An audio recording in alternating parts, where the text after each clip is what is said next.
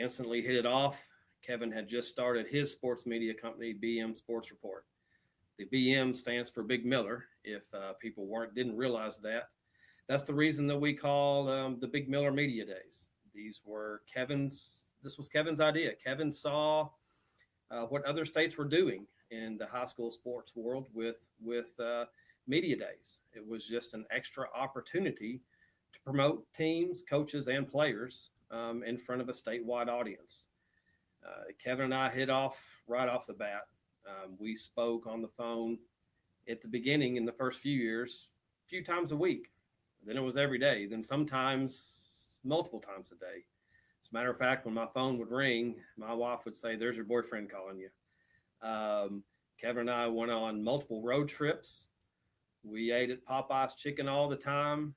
I missed those road trips with Kevin when I would look over and he'd be asleep about 30 minutes into the trip and snoring, and miss those greatly.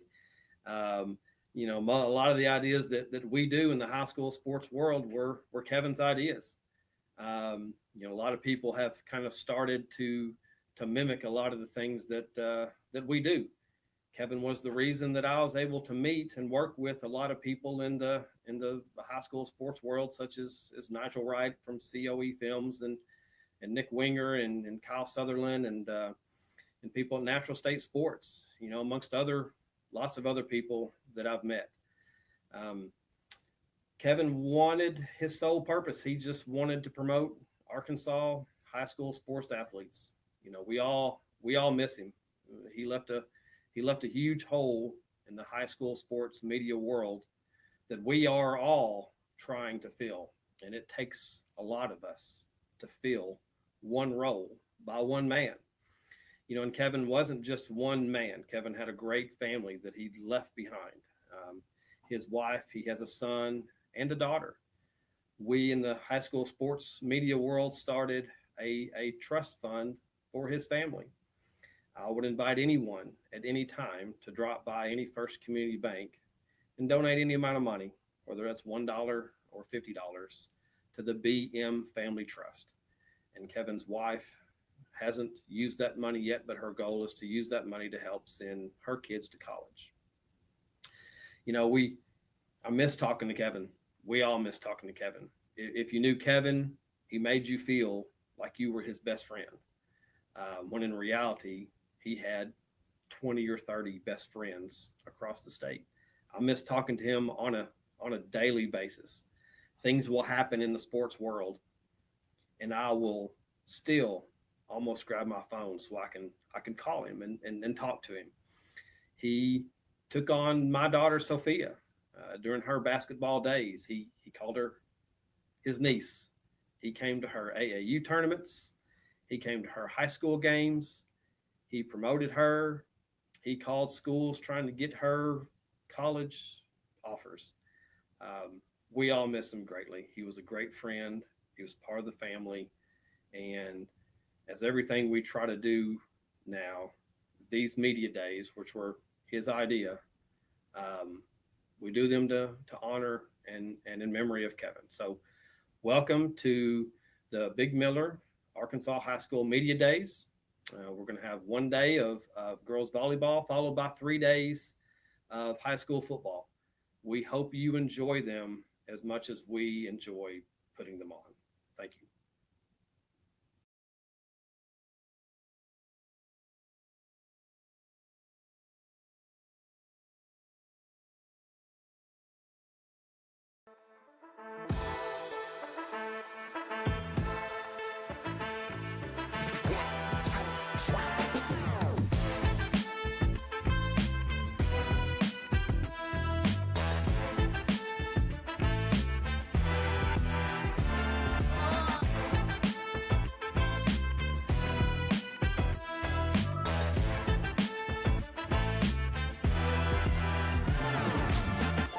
We've had enough of this nonsense.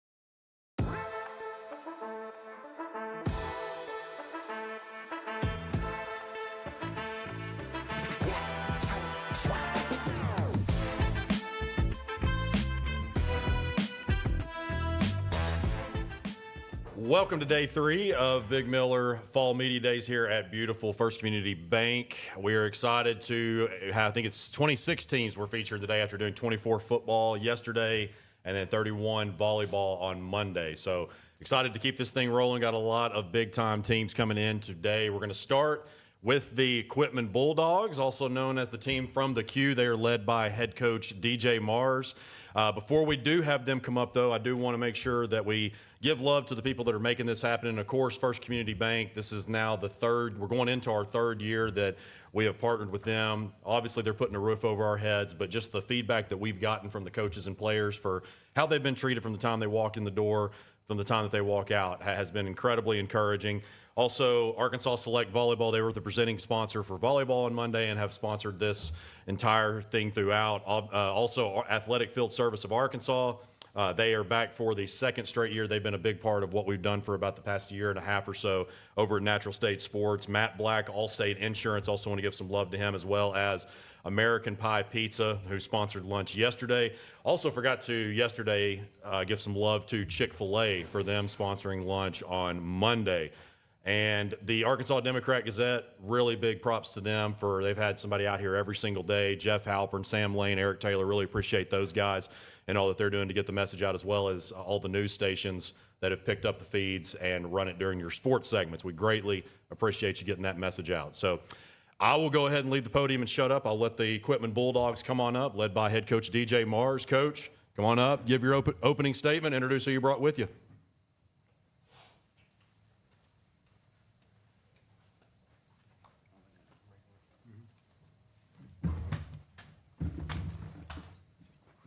Yeah, appreciate you guys having us, and really thankful to have state media, cover this and promote our kids and promote our teams. And as far as the upcoming season, looking forward to it. We graduated 3 starters from last year's team, so we returned a lot.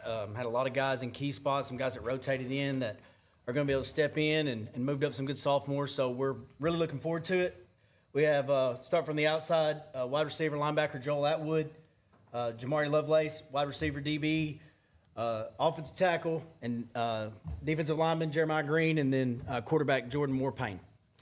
Well, talk about we'll start with your conference. That's just about every team. We've talked about just the depths and some of the teams that come from there, and obviously the 3A state champion is in yours. Mayflower, I know, had a good season last year. Obviously, you guys did. So, just talk about playing in the 3A too. I know you've kind of bounced around in a few different ones, but especially having the state champion from your conference last season.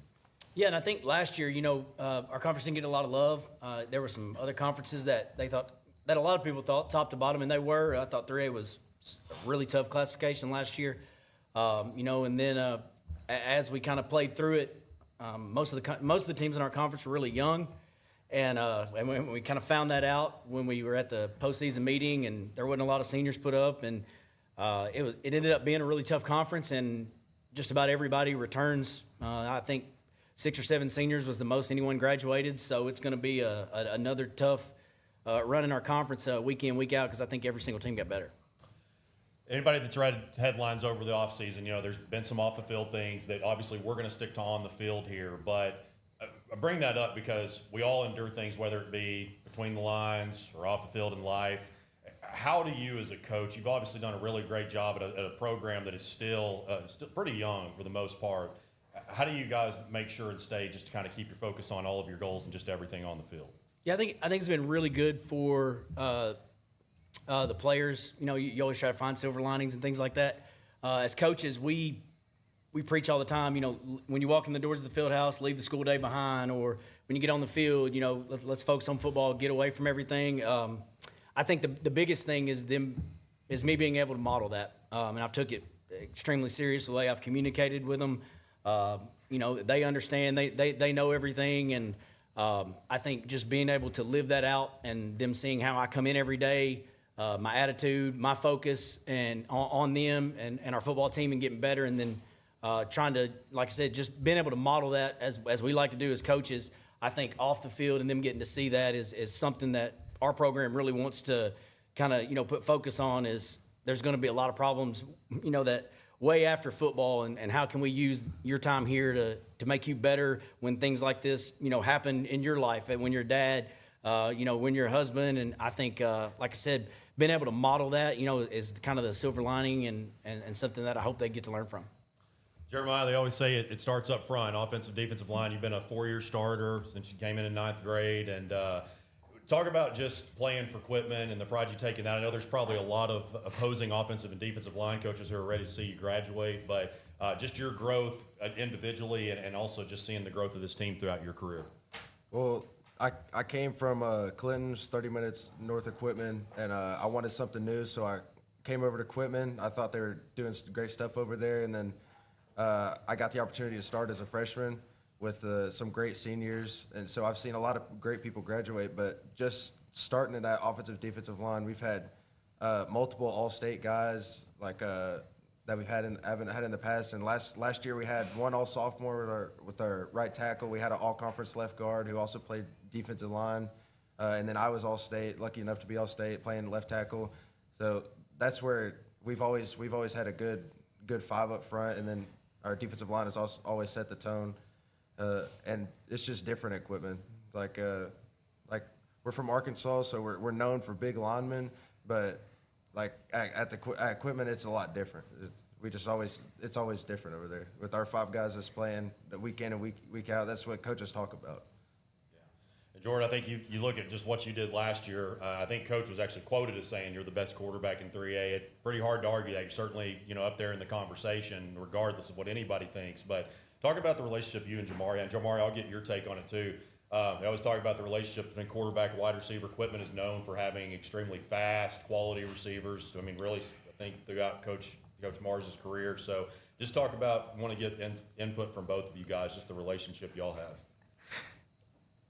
And that's my best friend right there, man. We just do everything together, hang outside of school or mess around. And then just our team as general is like just really close. We go fishing, go out to the lake sometimes with each other. I just hang out like a whole bunch of just quality time.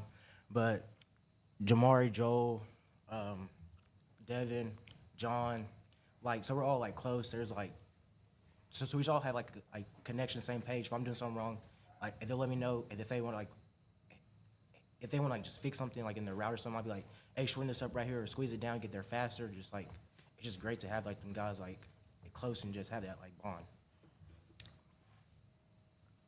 Oh, as he said, that's my best friend.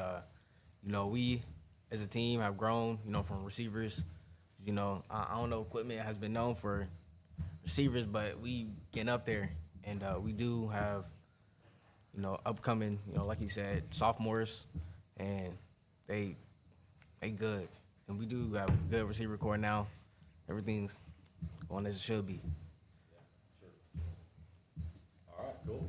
Then, Coach, also wanted to ask you, talking about, I mentioned speed as far as what you have at receiver and all those different things, but Quitman's also, and Prescuit I know is another one in Class 3A. It's also got a great track and field program like you guys do. So talk about how that really benefits a football team. I know that a lot of times people, if you get a track star, sometimes you might just put them at defensive back to bat down balls, but that's not really the case with you guys. No, we most of our guys play baseball, and if they play baseball, they still run track, and we've tried to kind of make that a priority. And then we kind of use the same philosophy year round. The first thing that we do when we go on the field, even in the season all the way through, is we sprint. And we've got guys that defensive ends that run the 400, and some guys that run the 200, and we just try to get as much speed on the field as we can. It's something that we didn't have a lot of. When I first got here, and kind of our basketball coach, our baseball coaches, we as a coaching staff have got on the same page, and we've been able to try to get across the board where we focus on speed and try to get as much of that on the field, court, wherever we can as possible. And we'll start from the right here from all the players. Just been asking volleyball and football, just kind of what are some things that y'all have worked on throughout the off season? Maybe, you met with your coaching staff after the season and were you need to probably focus on this, or just something that you needed to that, just kind of help improve your craft. Well, I like to say in the off season, I focused primarily, at least I took a lot of work into the weight room, really. Saw some time off the field last year with injuries, so, made it a priority to get in the weight room to prepare my body to stay healthy for the season, and really just kind of goes back into, bonding with everybody, make sure everybody's on the same page. And like Jordan said, we all hang out a lot outside of football and stuff. So, yeah, these are my boys. Well, I would say leadership. I feel like seniors, we have, as a team, all the seniors agreed that we are going to become seniors for the younger group under us because, we senior heavy, so they're going to need it. I think the biggest was team compatibility. Last year we had a lot of people move in, so we were learning a bunch of new faces. This year we got a great new coaching staff. We brought in some great guys. And I think just this offseason we've worked hard on like trying to become each other's best friends.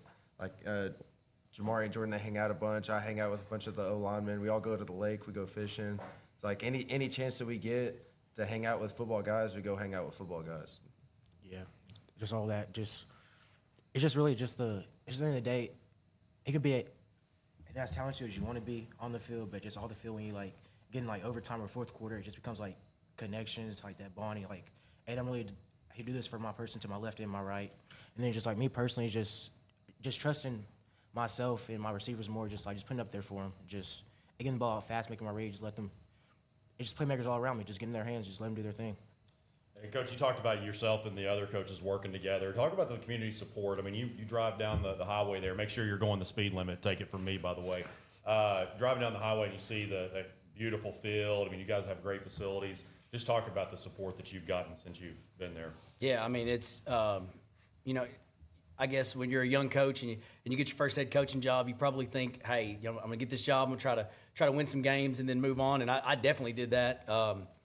And that's just not the case at Quitman. It's a special place from, like I said, the community members to our school board to our leadership with Mr. Truxler, Mr. Stacks, all the way down. And it's not just football. Like, you see the football field and you see all of that, but you also see every facility on campus, our community, and they support our kids first and make sure that they have some of the nicest facilities and that our school's, well ran and just all the way through.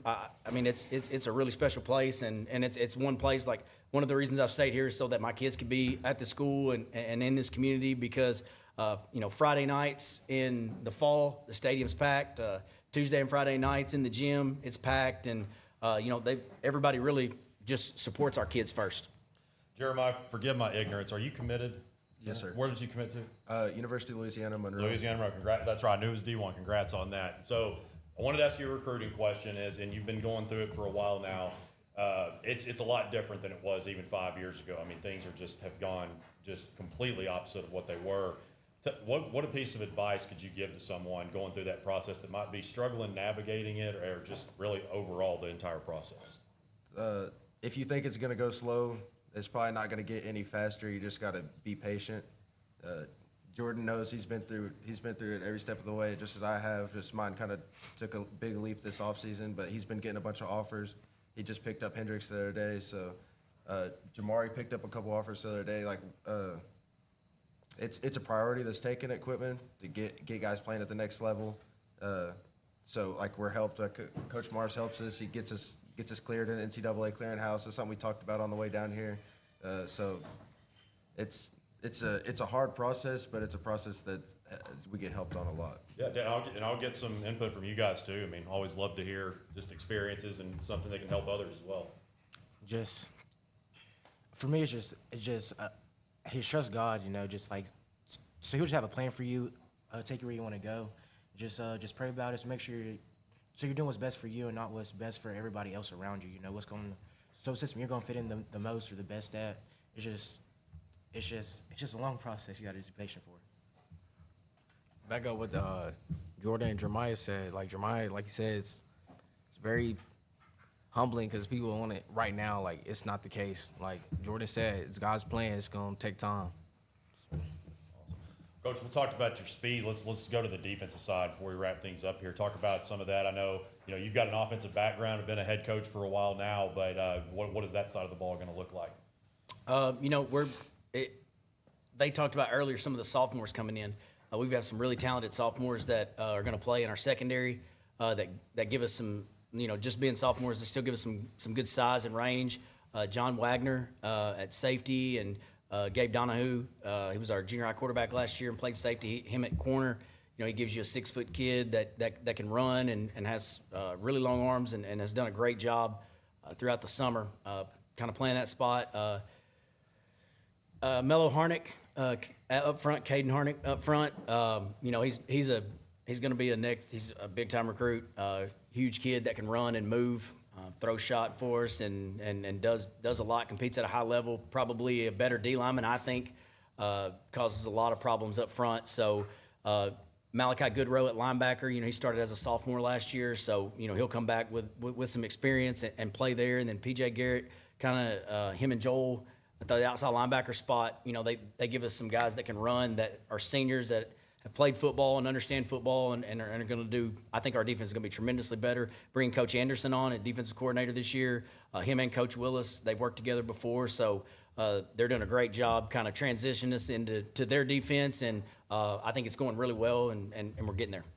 You brought up talking about Mello. You've got some, not just Jeremiah, but you've got some great size on the offense, especially for a 3A school. I mean, that is not something, especially across the board, that you really see a whole lot of. So talk about how much that excites you. And I know that's not necessarily uncommon for what you've had, but a lot of size up there this year.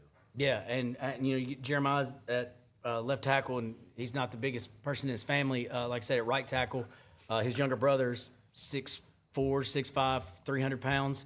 He started every game for us last year, was all sophomore team, and he, again, learning the game, and he's also a good defensive lineman that will rotate in there. With Mello at left guard, Jackson Peters, a sophomore that moves up. He's 6'1", probably 240, 250, plays baseball, plays basketball, really athletic. And then, Christian Broadway and Jackson Ivy are two more guys. Jackson's going to be a senior, Christian as well, and he's he was new to us, and he really physical, probably one of our fastest offensive linemen. So I'm really excited about those guys being not just the size, but how athletic they are as well. So they allow us to do a lot. Guys, we really appreciate y'all making the trip down. Thank you. Thank you.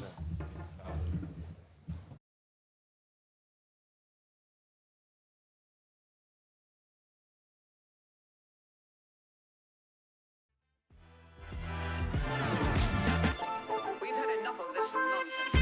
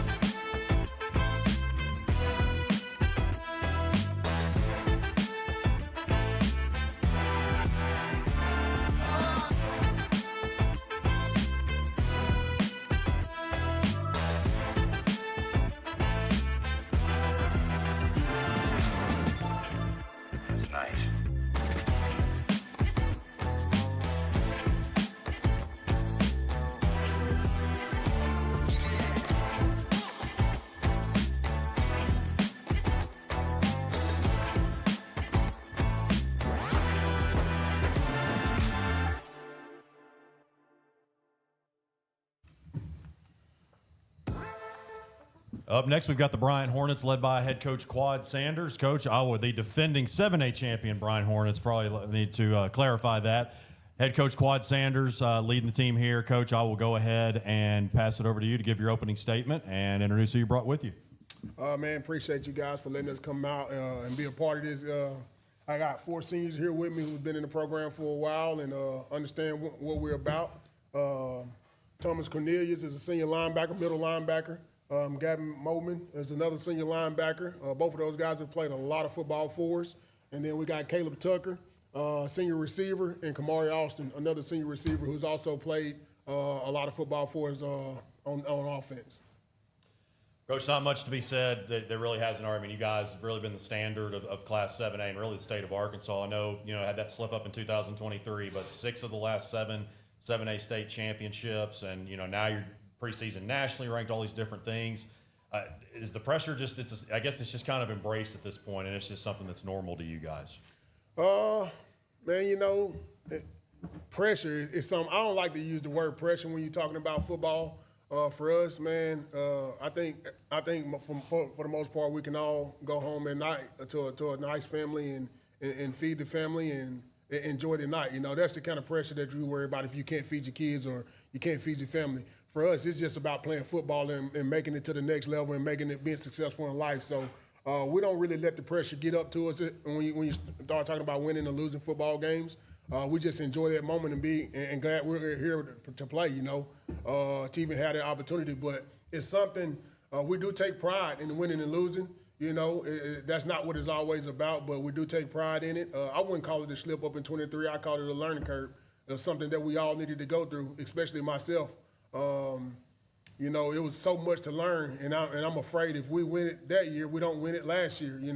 Last year was by far one of the hardest seasons that we went through, just overcoming, and so many good teams we played, and we were able to pull through in tough moments of adversity. So definitely needed that learning curve. Hate we had to lose to do it, but it's something you may not ever learn from if it don't hit you hard. So, and I think we all did a good job of learning.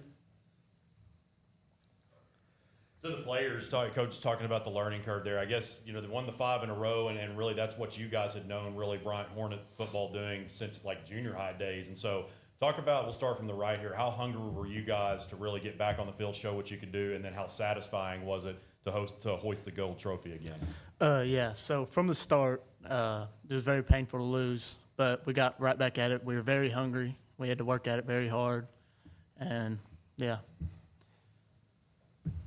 Basically, off what he just said, really, he really said everything. That's it. Yeah. I feel like that our coaches did a really good job of coaching us up after we had lost, and I feel like we really took in our coaching seriously, and we actually listened to Coach and what he told us to do. For me, I feel like we were heartbroken, and after that day, we just competed and worked hard every day. So, after state, it was just a relief of everything.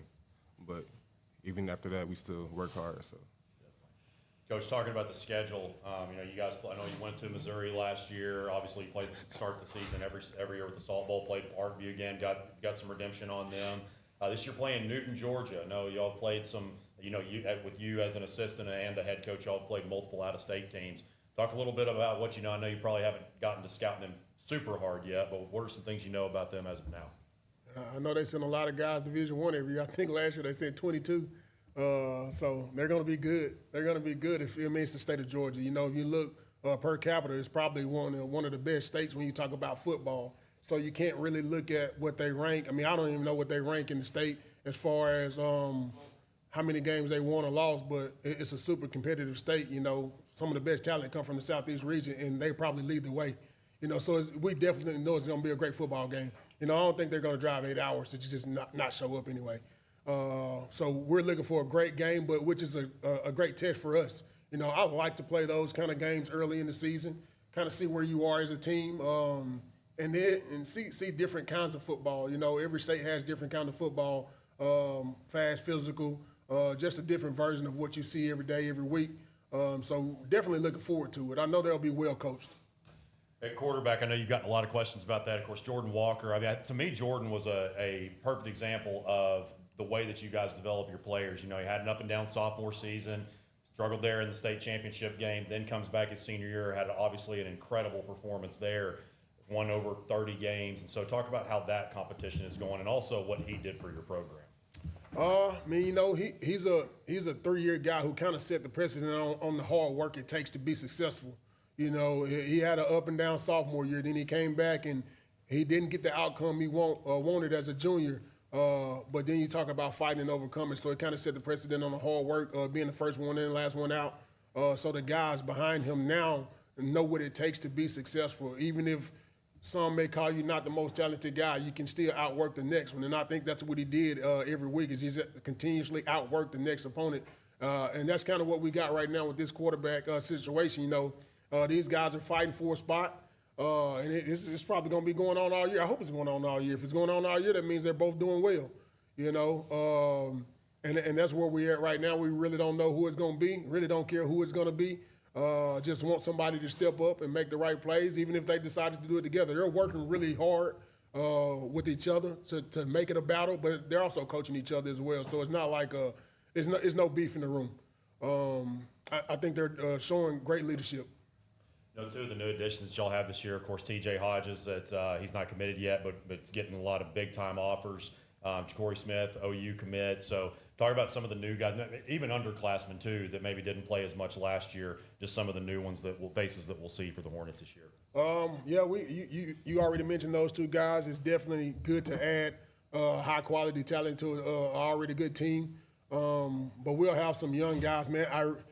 If I just start naming off guys, I wouldn't be able to. I'll miss somebody or I get somebody wrong, and I don't want to do that because they all deserve to be mentioned. But we got a whole slew of young guys that are ready to roll. You know, no particular spots. You know, we'll have some on the offensive line. We'll have one in the backfield. We'll have some receivers rotating in with these already good guys. On defense, we'll have some sophomores in the secondary that'll be fitting in the mix. And those roles here are not easy to come by. You know, as a sophomore to get on the field for us, or any 7-18 for that matter, you know, to be able to get on the field, that means you got to be doing something special. You know, obviously we'll have a whole slew of juniors out there playing that made some plays for us, but we're talking about new guys who haven't really stepped on the field for us yet. Man, I bet we could have 7 or 8 sophomores that'll have huge roles on the team. But in order to get those roles, that means you have to be doing something really well. And those guys are doing something really well right now. But we just got to keep the pressure off of them. We got to keep leaders in front of them, show them the ropes and let them find their way and not put pressure on them too early. And I think that's what we're doing right now. And what they're doing well is handling whatever pressure they're already getting. So just multiple positions, man. We'll have about four on offense, 4 on defense that'll have huge roles. To the players, we'll start from the right again. And we talked about the team success, and you guys have been obviously a part of that. But, I mean, there's so many guys, whether it's P5 or whether it's D2, you've got so many guys that are committed, getting big-time college offers. What kind of pride do each one of you take knowing that you are the standard of Arkansas high school football right now? You got to take the pride, but, I mean, you can't get too boastful about it. You can't let it get to your head because there is a lot of opportunity to go and be great, but you just can't let it get to your head. You got to be humble. So. Yeah, I don't really take too much pride in that neither. I'm just playing football. So, yeah. I don't think anybody really gets the big head too much with offers and commits and stuff like that. And I feel like we got to set the example for the younger guys, and people look up to us, and we got to really be ourselves on and off the field to make sure that the people that look up to us actually are going to do right when they grow up. To me, I feel like we are very humble. No one gets too big-headed, like they said, but we just have fun. And like I said earlier, we just compete, have fun, and make each other better every day. So I feel like that's a good thing for us. Coach, what does it mean to hear that from these guys? I mean, if any team, I mean, if you look at you guys, Greenwood, Parkview, there's probably a handful of teams around the state that could brag if they wanted to, but really, you know, they're just focused on the team and really the next game. Man, I think that's them keeping the first thing first. You know, and that's not themselves. It's always been about the team. That's the standard that we've tried to set in the past couple of years, and they understand it's about the team, but they also know as a coaching staff and as a program, we also want the very best for them. So we're going to always fight for them no matter where they go or what they decide to do later on. And I think that's them understanding that and understanding the bigger picture as well. You know, they all get a chance to go to college, you know, and some of them won't. But the one thing that everybody on the team has in common, they all have a high school career that they can always look back on and always talk about that no one can ever take away from them. So it's about making the most of this moment because, I mean, who knows when it's going to be your last game or what will your last game be. And so you got to make the most of the best opportunity you ever had in your life. And right now for these guys is high school football, and that's what people will talk about for years to come, and nobody can ever take away from them. You already kind of touched on how difficult last year was for you to get over that hump and everything it took to get there. What, kind of looking back on that, is there anything that you learned last year that you're really trying to implement going forward to to maybe make the years going forward maybe not I don't know, not so difficult necessarily, but Yeah, I think the biggest thing that I took from last year and myself is really be myself as a coach and not try to overdo. You know, you can, as coaches, we always look to grow. And so when you look to grow, you can kind of sort of pick up the personality of another guy that you may look up to. And I think that's probably the worst thing that you can do because if you're not yourself all the time, then your team is not going to be themselves all the time because your team is going to pick up and be who you are. And I think these guys are, I mean, whatever they show, it's me, whether I like it or not. So I think the biggest thing I learned is make sure I'm being myself always around them. Showing them that I'm growing and they can continue to grow and how to handle certain situations in every moment. And so if the pressure is too much for me, it's going to be too much for them. If it's not too much for me, then it won't be too much for them. So I think the biggest thing is learning how to be myself with them, around them, and relate to them and still have an open door for them. All right, guys. Really appreciate y'all coming. Quick question. Fun question for the guys. You can go from the bottom or over there to the left to the right. What was the first football jersey that you remember wearing? It could be college, pro. It could be your own Pee Wee jersey. But what was the first, jersey you remember wearing, putting on to start your love for football? I remember wearing 33 when I got to middle school to play like strong safety. And I mean, that was pretty fun because I liked the one safety that played for the Seahawks. And I mean, that was pretty good for me, but I just kind of wanted to be like him. The one jersey I remember, I'm from Fordyce, so like that Redbud jersey, that's the first one I ever wore. I played running back. I was true, but yeah. My first jersey really wasn't a football jersey, a basketball jersey. I was always a basketball guy coming up. But once I started getting into flag football, I played for the 49ers. I wore number 1. And that's when that's when I started to love football more. For me, I want to say I was about 6 or 7. I think I was 6, but I played flag football, and I was playing for the 49ers, and I was number 0. So I say since then, I fell in love with the game, and it hasn't stopped. So. Hey, that common theme right there, the 49ers, that's why they're so good if y'all was wondering. So if any Cowboy fans out there. Quad wore, he wore Ronnie Lott. That's how old he is. Get them Cowboy jerseys out the closet. But for me, man, honestly, I didn't put on my first jersey until I was 12 years old, 7th grade football, jersey number 7. I don't even know why I had number 7. But and I was a corner. I ended up being a defensive end in college, so way out of position. But that was I fell in love at that point. All right, guys. Really appreciate the time. Thank y'all for coming. Yes, sir. Yes, sir.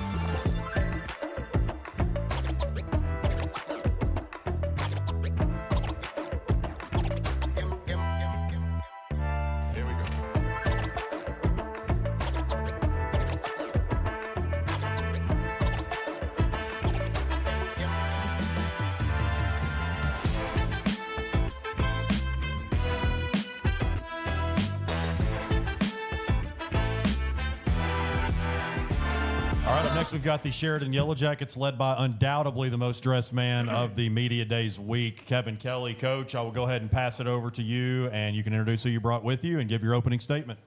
Okay. Yeah, first and foremost, I appreciate you guys being here and covering the guys in the media. I think football's hard, and I think they deserve to be covered. So glad for that. To my far right is Will Cowart. He's one of our captains, and he's an offensive lineman. He's our center. To my immediate right, Isaiah Stevens. I think everybody knows him. Probably the biggest name as far as media and publicity because of the offers and what he's been able to do on the field. And to our left, Jackson Delk. He's a senior linebacker for us, and he is the admiral of our team.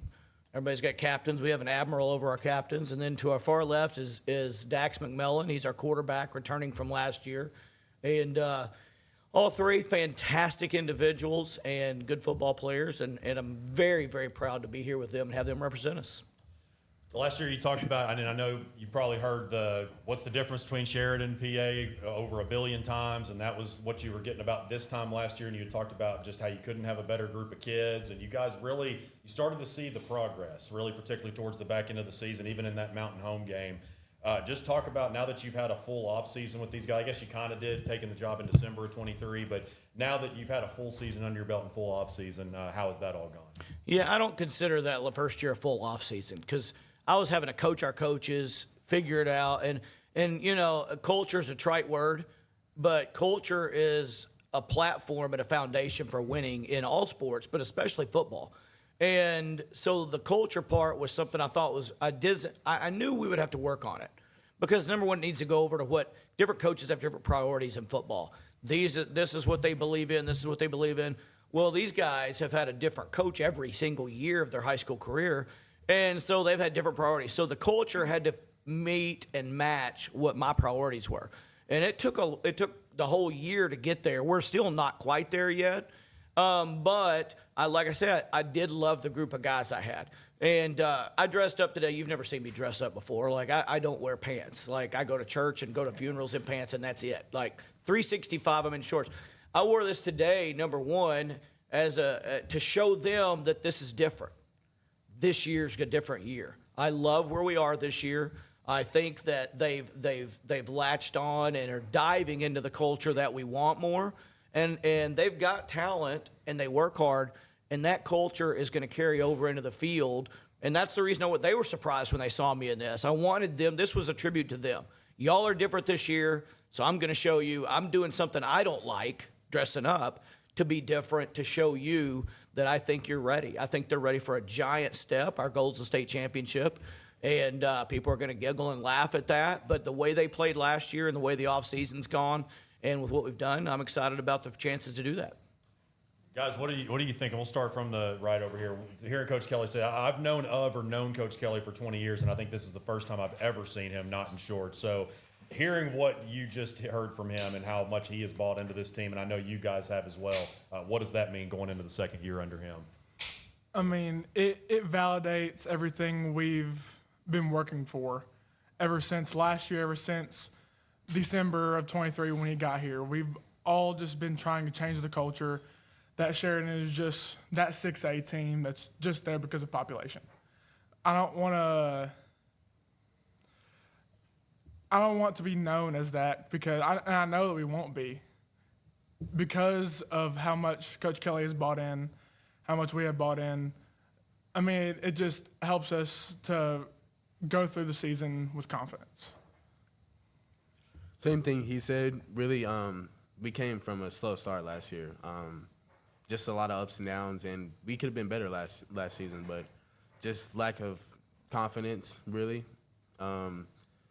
Just this second year being under his belt and knowing his offense and how he is, we're trying to buy in more and more, get better, and this offseason is where we start getting better, and that's how we are going to lead into the season, going into the season and getting ready and preparing for as a team, and we're going to be better this year, and I really believe that.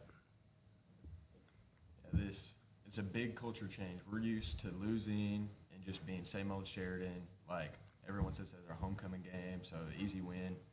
And this summer we finally got a taste what it's like to win, and we like it. And we're coming back for this season take that championship? I would say that it's a testament to the culture change that we're creating, and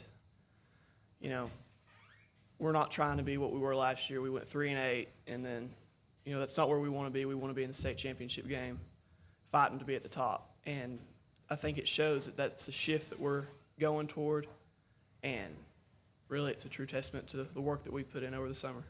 Dex, I wanted to ask you as well. Had 3,600 yards, 35 touchdowns. It was an up and down season, but now that you have, kind of going back to what I asked about Coach Kelly, now that you had a full season and a full off season, has it slowed down a little bit for you? Of course, it was, coming into the 7-on-7s and stuff during the spring when we were in spring practice, everything did start to just come together as far as offense and me seeing things. Last year I turned the ball over too many times, and that's, we don't want to do that this year. So that's one thing I focused on, is trying to limit the turnovers. And as an offense, everything's just started to click really well when we're in team camp and 7-on-7 and stuff.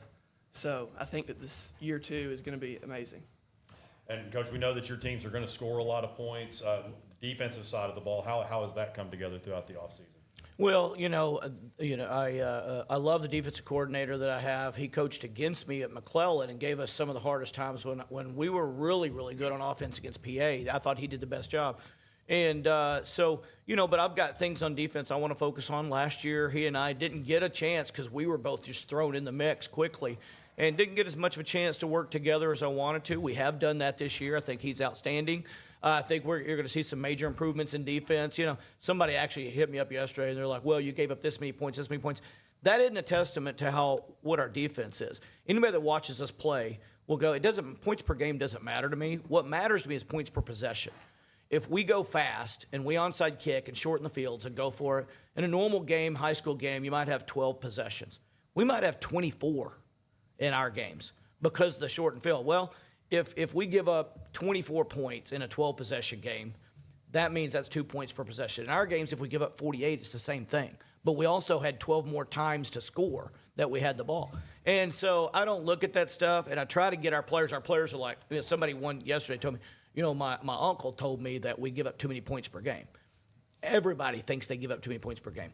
But look at what we give up per possession at the end of this next year, and then we'll get an evaluation of where we are on defense. But I'm excited about where we are, and we're going to be an aggressive team. We're going to take chances on defense, and we're going to try to create turnovers and do the things that you're supposed to do to win football games. Isaiah, I wanted to ask you, I'm sure you've heard the name Joe Hyman once or twice. You certainly remind me of you're your own player with respect to that, but just talk about playing in this offense, catching passes, obviously running the football, and how electric you have shown to be. Yeah, it is a lot different. I'm just used to playing running back, being split out, it just gives me more options. It's more of catching the balls and then going out to the backfield, then getting the ball is split. So it's a lot different. Just being in the condition that you have to be very in shape for it, but it's just a lot different. Going for the passes and then going out for the backfield, just something that shows that I can do, and I can play any position that you really put me in, which goes further in college, that if I need to change a position, it just gives me more options with this game and shows how much that I can do. And Coach, wrapping things up here, let's talk about your schedule a little bit. Obviously, the 6A East, Benton, Catholic, talk about those consistent teams that we've had throughout the years, Marion being another one. You also love the schedule in the non-conference. You've always been like that to prepare yourself, of course, for conference play and then ultimately the postseason. You've got, of course, the rivalry with Whitehall, and then is it Rogers you guys? Or no, you got Lakeside, and is it Rogers again this year? It is Rogers. Okay, so it is Lakeside and Rogers. So Lakeside was a semifinalist, and then I know the Rogers game, there was a lot of learning lessons from that one, playing up in classification. They've got a lot coming back. So talk about that non-conference schedule in particular. Well, like you said, I've always believed that you want to use your non-conference to – some people want to use it for wins and confidence. I want to use it to get us ready for the playoffs. And last year, everybody thought that was kind of silly. But I do think it got us ready for the playoffs a little bit. When we played Rogers, they were semifinalists in 7A and got arguably, and people around here don't know him, I think one of the top 3 players in the state. Defensive end, tight end, that just was amazing. He's got 29 offers at Power 4 schools, I believe. And so we want to do that to get ready. We did that. We went into that game with 3 missing offensive linemen that had gotten hurt. And, one of them we found out the day of the game. It was going to be tough. So we look back on it. I didn't do a great job, but we were missing 5 total starters in game 3. And that's no excuse because it should be next man up. But in the end, none of that mattered. All that mattered was we look back, look at the mistakes we made, try to improve on them, and got better. And we did it against a really, really good team. And I think it helped us at the end of the year. I think we played our best games at the end of the year, and I think Mountain Home showed that. Mountain Home, we go up there. First of all, I feel sorry for the kids. I love the town, but, man, you got to drive back and forth up and down that hill every time you go in an away game if you're them, because it was brutal. But going up there and playing in what an atmosphere and having the lead with 3.5 minutes left, that was a chance to win, and I lost that for us. I made some poor decisions, and the kids did good enough to win. So they played their best ball at the end. And this year, if I coach my best ball at the end, then we're going to be really good. Guys, really appreciate you coming. Thank you very much.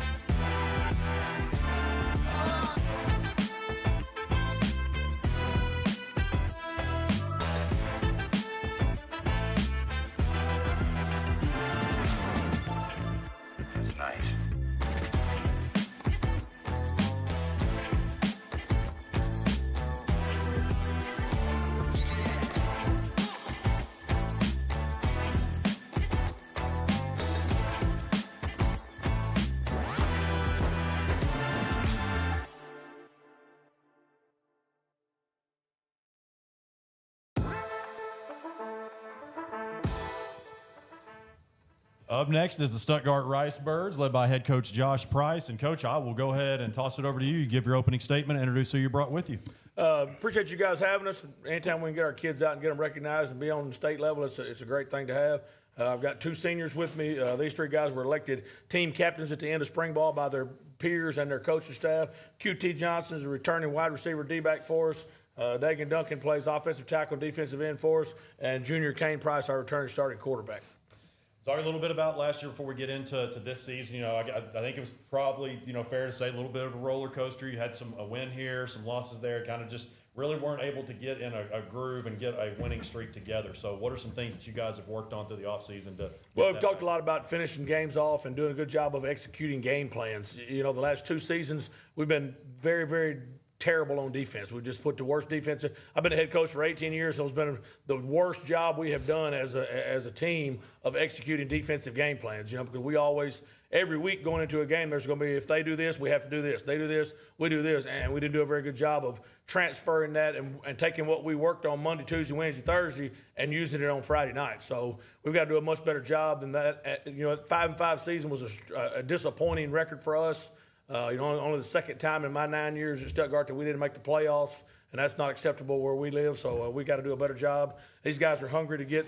You know, these guys are seniors and they've not won a playoff game yet. You know, so that's been a big thing. We keep talking about winning season, win a playoff game. Winning season, win a playoff game. So that's two of the big things that we've really emphasized.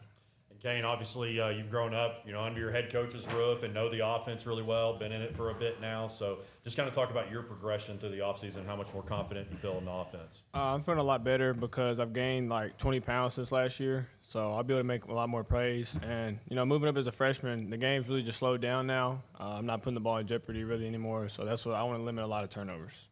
To the seniors, Coach was just talking about how you hadn't not gotten a playoff win yet. So, you know, I know it's one game at a time. The playoffs are, 14, 15 weeks away from now. But what are some things that y'all are taking into your final year to kind of make some new history, I guess, for your senior class? I mean, we're just trying to show up every week. We definitely have to be strong mentally going into the games because we know we have the physical attributes to beat anybody that we want. We got all types of skilled players and experience coming back, especially on defense where we've been lacking. But we just got to come to the games to be strong and just being mentally strong. If we make a bad play or a bad turnover, we just can't get down. Yes, and I would also say we should also like motivate the younger ones, the more freshmen, sophomores, and juniors, and set a good example and just play with intensity and just. And before we get into the conference play, Coach, you've got Lone Oak, CAC, and Malvern, your non-conference again. All teams, especially, they expect to be improved this year. Malvern, I think, probably, you know, and Coach Fogelman, you know, we probably not surprised with what they did last year. Maybe some thought they were a year ahead of schedule. But just kind of talk about your mindset whenever you are making the non-con out and just kind of the teams that you're looking to play. Well, you know, we want to get better during non-conference. My number one thing coming out of non-conference is to get out of it healthy. That's our very first goal. And then obviously we want to put ourselves in position to see people like, that's why you go schedule Malvern and Lone Oak, because their teams are going to be made up of the same exact type of kids we're going to see weeks 4 through 10. So, you know, it's going to be a very challenging year for our kids. Luckily, we have 19 seniors and 59 kids on the team because we have 6 road games this year. The way the schedule, I didn't want to lose one of those non-conference opponents. So last year we had 6 home games, and that means this year we have 6 away games. So it'll be a big challenge for our kids. You know, we'll know a lot more. Lone Oak's going to have the best team that they've had, and this will be my 10th season to play them, and they feel like they're going to have the best team that they've had. So we'll know a lot more after week 0 and seeing how we progress coming out of the non-conference games. We've had a few yesterday. We hosted a few of the teams from your conference. At Hamburg, obviously coming off a great year, one of their better ones in recent memory. When everybody knows what Warren has done in the 21st century, but the other south portion, 4A7, gets a lot of talk, and rightfully so. But you know, you guys are pretty good on that east side as well. So you've been around this league for a long time. Talk about just your take on it. Well, it's just so everybody has a dude. You know, that's kind of what you run into in this conference is Monticello, Hamburg. They've all got really good skill kids, and they got that one guy that they're going to get the ball to, and you've got to be able to tackle him in space. And we didn't do a very good job of that last year. You know, and you have to sell out to stop the run with some of these running backs that Monticello and Warren and Hamburg and those guys have.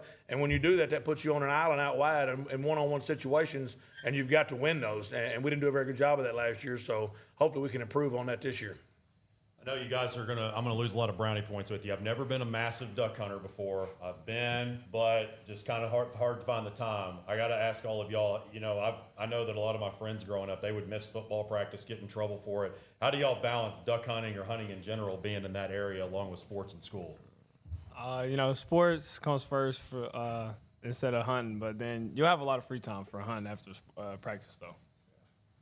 Yeah, pretty much what Kane said. Yeah, you got weekends, you got breaks, Thanksgiving break. I'm not too much of a hunter myself, but my family, I'm from Slovak. That's all up in the woods. So we fish, hunt, all of that up there. So you got plenty of time for it. Yeah, I don't really too much hunt.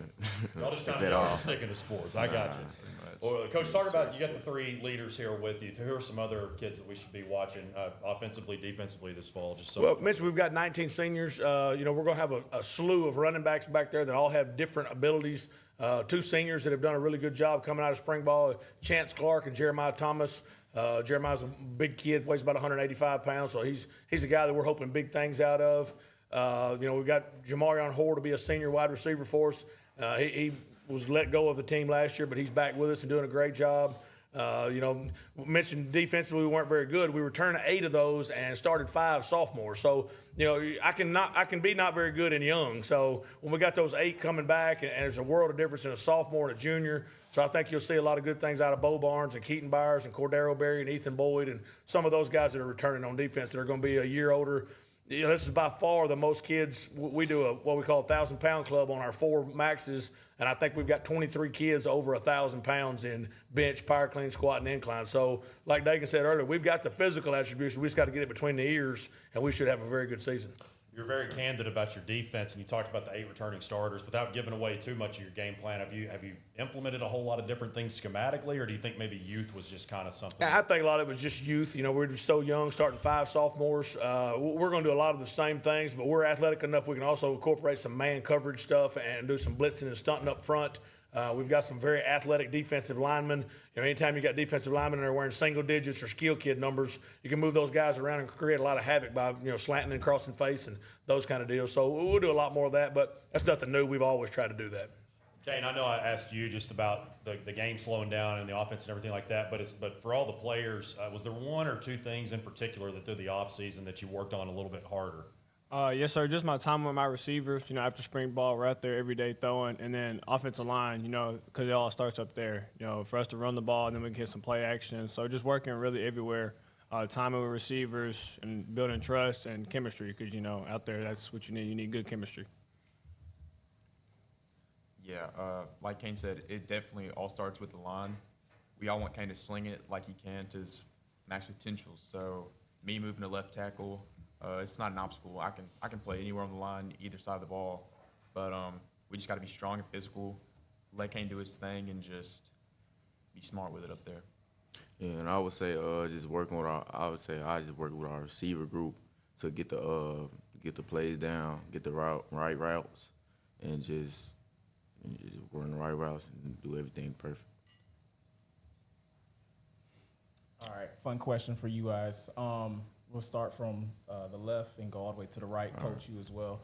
What was the first football jersey you remember wearing that kind of started your love for football? It can be Pee Wee, it can be a college jersey, professional jersey, doesn't matter. What was that first jersey? Mine was an Aaron Rodgers jersey, Green Bay Packers, Aaron Rodgers. Joe Namath. I had an old school Joe Namath jersey when I was a kid. I want to say I had a Raiders McFadden jersey when I was young. Very, very nice. Yeah, he was awesome. And I had a Chris Johnson jersey, Tennessee. All right, that'll wrap things up, guys. Really appreciate you making the trip up. Appreciate you guys having us. Thank you.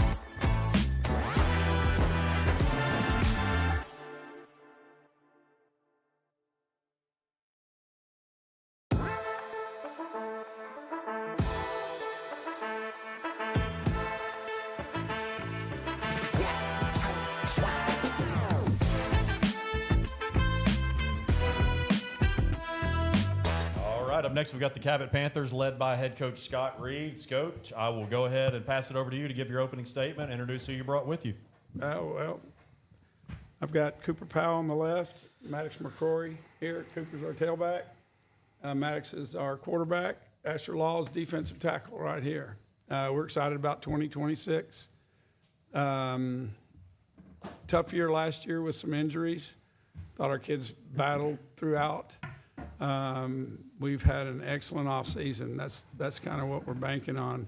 This group was really good as ninth graders, and they put in the work. I think we're across the board more talented, and we have an opportunity to play in a great league, which we're excited about. We play with 7A Central, which week in, week out, we see good opponents. But I think our program's headed in the right direction.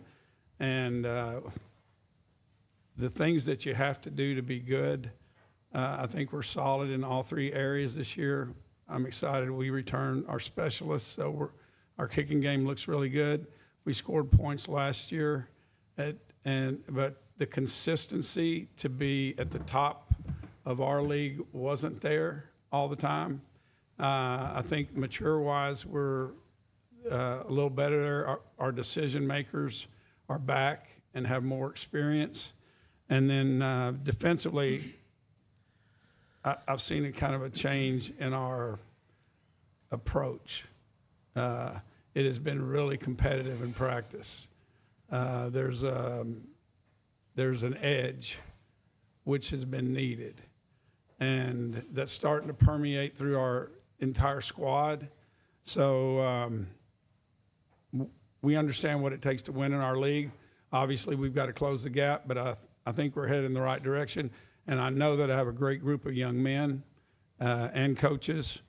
And if you've been to a Cabot home football game, you see the best fan base in the state. It's outstanding, the atmosphere at our home games. So we're excited about 2026 or 2025. I wanted to ask you, I know Cooper going down early last year, that lost a big part of what you did there, especially in the running game. So I'll ask you, Coach, what were some adjustments that you obviously had to make? And you've been around this game for a long time. And then Cooper, just kind of some things that you took from that injury into the offseason that you're going to kind of, I guess, unleash this year. So, Coach, I'll start with you. It's not fun. He was a major part of our offense going into last year. And in our system, our tailback carries the ball all the time. We have two with Keegan Vest, who's now headed Arkansas Tech. I thought Braden Davenport came in and played really well. So, and he and Cooper both are back. They kind of feed off each other. They push each other. He's had a long rehab, and he can talk more about that, but I've been impressed with how he's attacked it. There were days that he wanted to do things that we didn't let him. There's some days that maybe he didn't like Coach Reed, but he's healthy right now going into camp, and that's a big deal to us. Cooper? Yeah, piggyback on what he said, talking about restricting, big ups to them for, looking out for my health and everything. Really appreciative to my coaching staff. But yeah, I mean, went down week 2, became a cheerleader essentially. But love that. All rehab and everything. Just really wanting to get back was the big thing.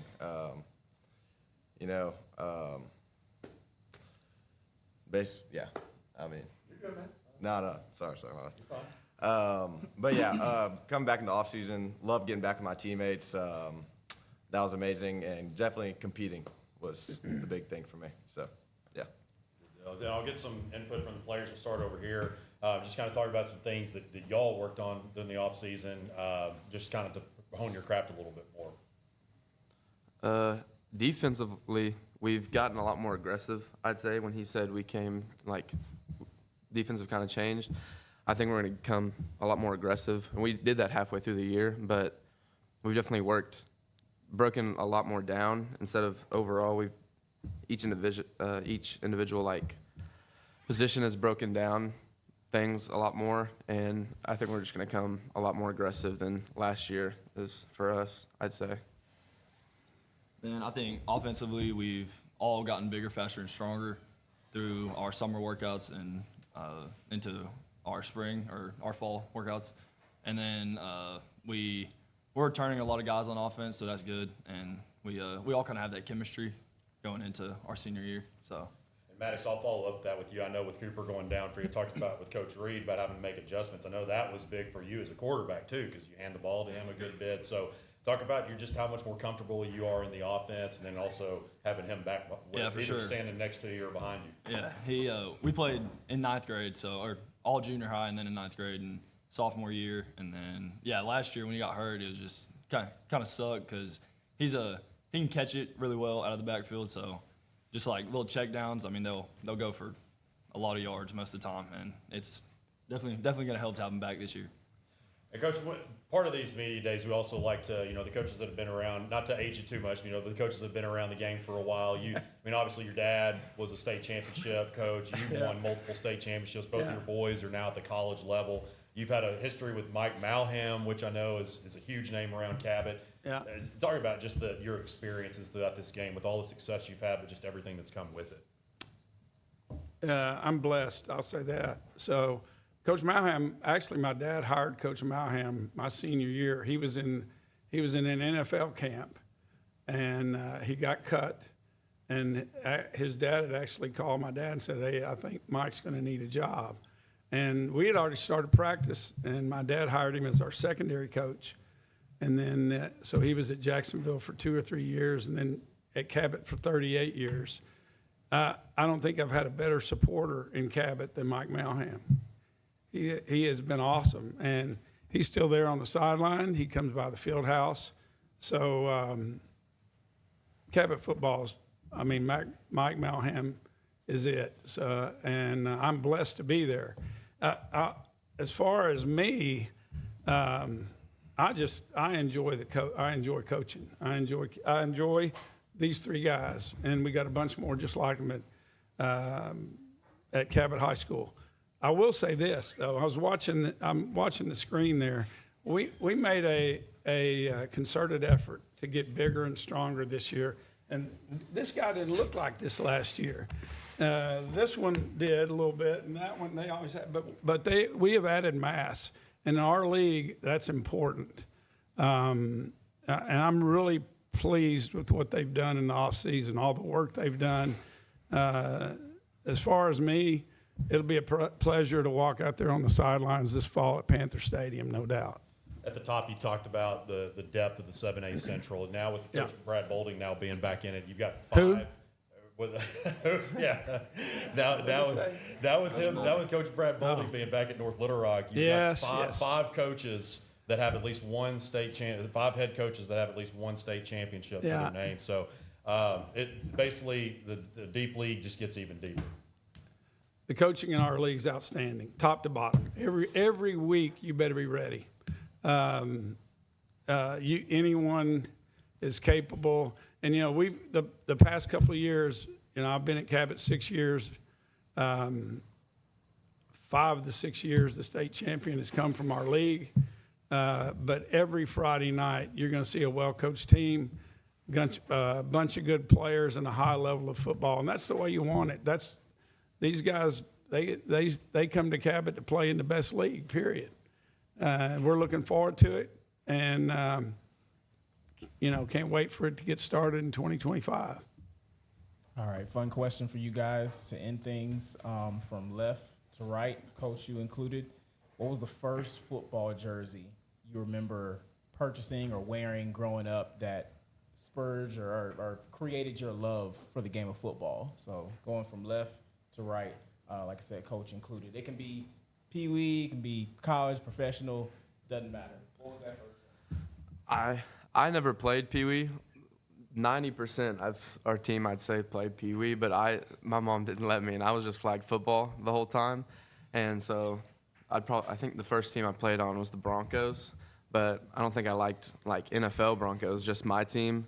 and I think we won like 2 Super Bowls playing. So it was cool for me to play flag and play with my friends. But I'd say probably the Broncos jersey was my first jersey. That's easy. My first real memory of football, my dad was an assistant at Jonesboro High School. And on Saturdays when ASU was at home, we'd go out and watch ASU play. But when the Hogs played in Little Rock, the high school coaches used to get 2 tickets, and he would take me. And so I got a Razorback jersey. And I was privileged enough to play at the U of A from 80 to 83, and playing in War Memorial meant a lot to me. So, and I'm trying to get back there in December. That's my last ultimate goal, and it's on these guys to get me there. So. My dad played football at Southern Miss, and we used to go to the games and stuff. And I think the first jersey I ever wore was a Ray Guy jersey, Hall of Fame punter. Yeah. Yep. When I was little, back in the day. I definitely say I played flag football as well, and making the switch from flag to tackle football. So the story goes, I was a bigger kid growing up, so thought I was going to play fullback, and my dad wanted me to be number 44, and turns out I did not play fullback. I actually played a lot of running back as legacy continues, but yeah, making the switch to tackle football is really big for me, and developed my love for the game there. All right, that'll wrap things up, guys. Really appreciate you coming. Sir. Thank you.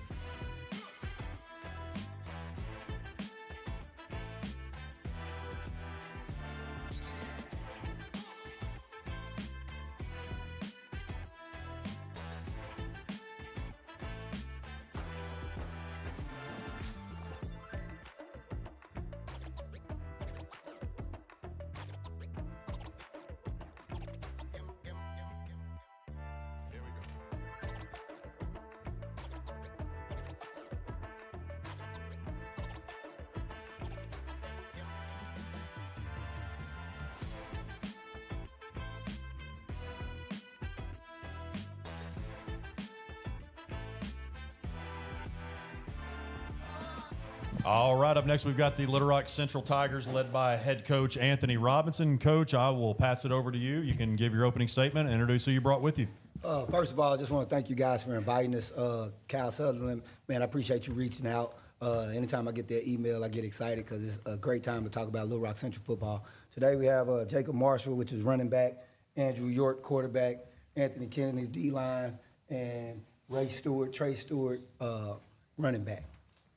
We'll start off, Coach. I know all these guys, you got Anthony just recently committed to Miami. Trey, I know you got a lot of offers. Andrew, you got a lot of players that are getting some college attention this year. And obviously it's been well documented. You took over a very struggling program. You saw some progress last year, but you guys are getting college attention now. You're seeing some improvements. So just kind of talk about how all that's going. Well, first and foremost, man, I just got to give a shout out to those coaches that I have on my staff, right? Definitely a struggling program and definitely a struggle to try to bring attention back to Little Rock Central football. Man, honestly, we've been catching a lot of flack, but I don't understand why, man. And I'm going to give a shout out to this guy, man, Coach Anthony Gabriel West. Man, I think any college in the country should be trying to hire the guy because what he does for my program as far as getting kids recruited, man, he's phenomenal. And every coach I talk to, he's persistent. And the thing is, man, this guy, he done this job, and he's never been paid a day for doing the job. He's just a volunteer, and I just want to give that coach a shout out because him and me partnering together with these college coaches, man, we've been able to get a lot of attention, and these young men putting the work in, we've been able to do get a lot of attention. And the thing is, Anthony, he had a lot before he got to us. Andrew had before he got to us, but our homegrown, man, they've worked their tails off to do what they need to do, and we went out there and we just trying to get them exposure. And like I tell them all the time, it's up to them to close the deal. So that's how we work. We'll start from the right here, just kind of from the players. You guys, as we said, the program, you saw some strides there last year. What are some things that you all worked on individually that just to kind of make yourselves better players and hopefully continue to take Central back to the next level? Like working day by day, building the program. I've been here since my freshman year, so I've been through the struggle. So, like, getting recruits and different players, it really, like, helps us. So I think we had, like, a turnaround season this year. I just got up here, so I don't really know too much about the past of Central, but I know personally just working on get to know the guys, making relationships with them. I'm going to say we've been working hard, working as a team, getting better every day. Been in the weight room, conditioning. I've been here since my freshman year, so I've been here through the ups and downs. And since then, we just been going up the slack, stopping the slack, and just work hard. Coach, right before y'all were here, Coach Scott Reed and Cabot, one of your 7A Central foes is that you'll see this that you've seen every year and will continue to.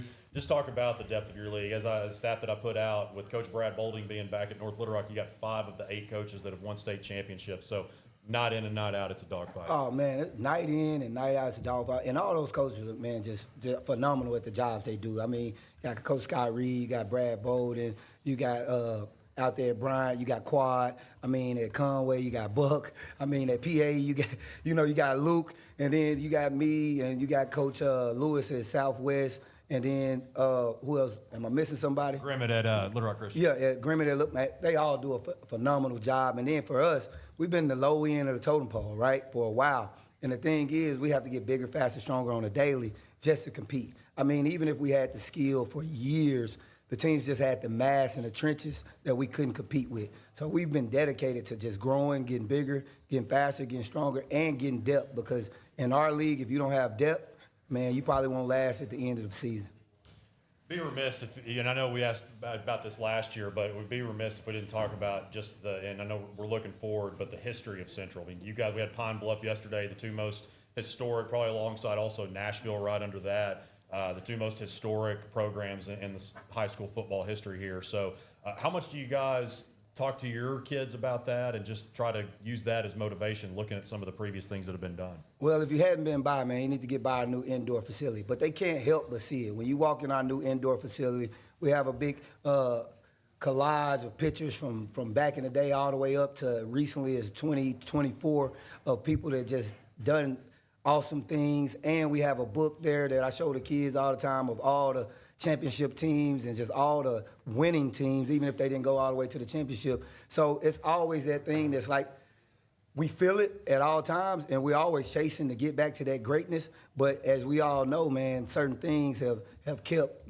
certain inner city schools from doing that. But I think that people are investing and pouring back into the community to give us the opportunity to do so. I was just looking up something today, man, and I don't know if it still holds true, but Quigley Stadium seats the most people at a high school football stadium in the state of Arkansas, right?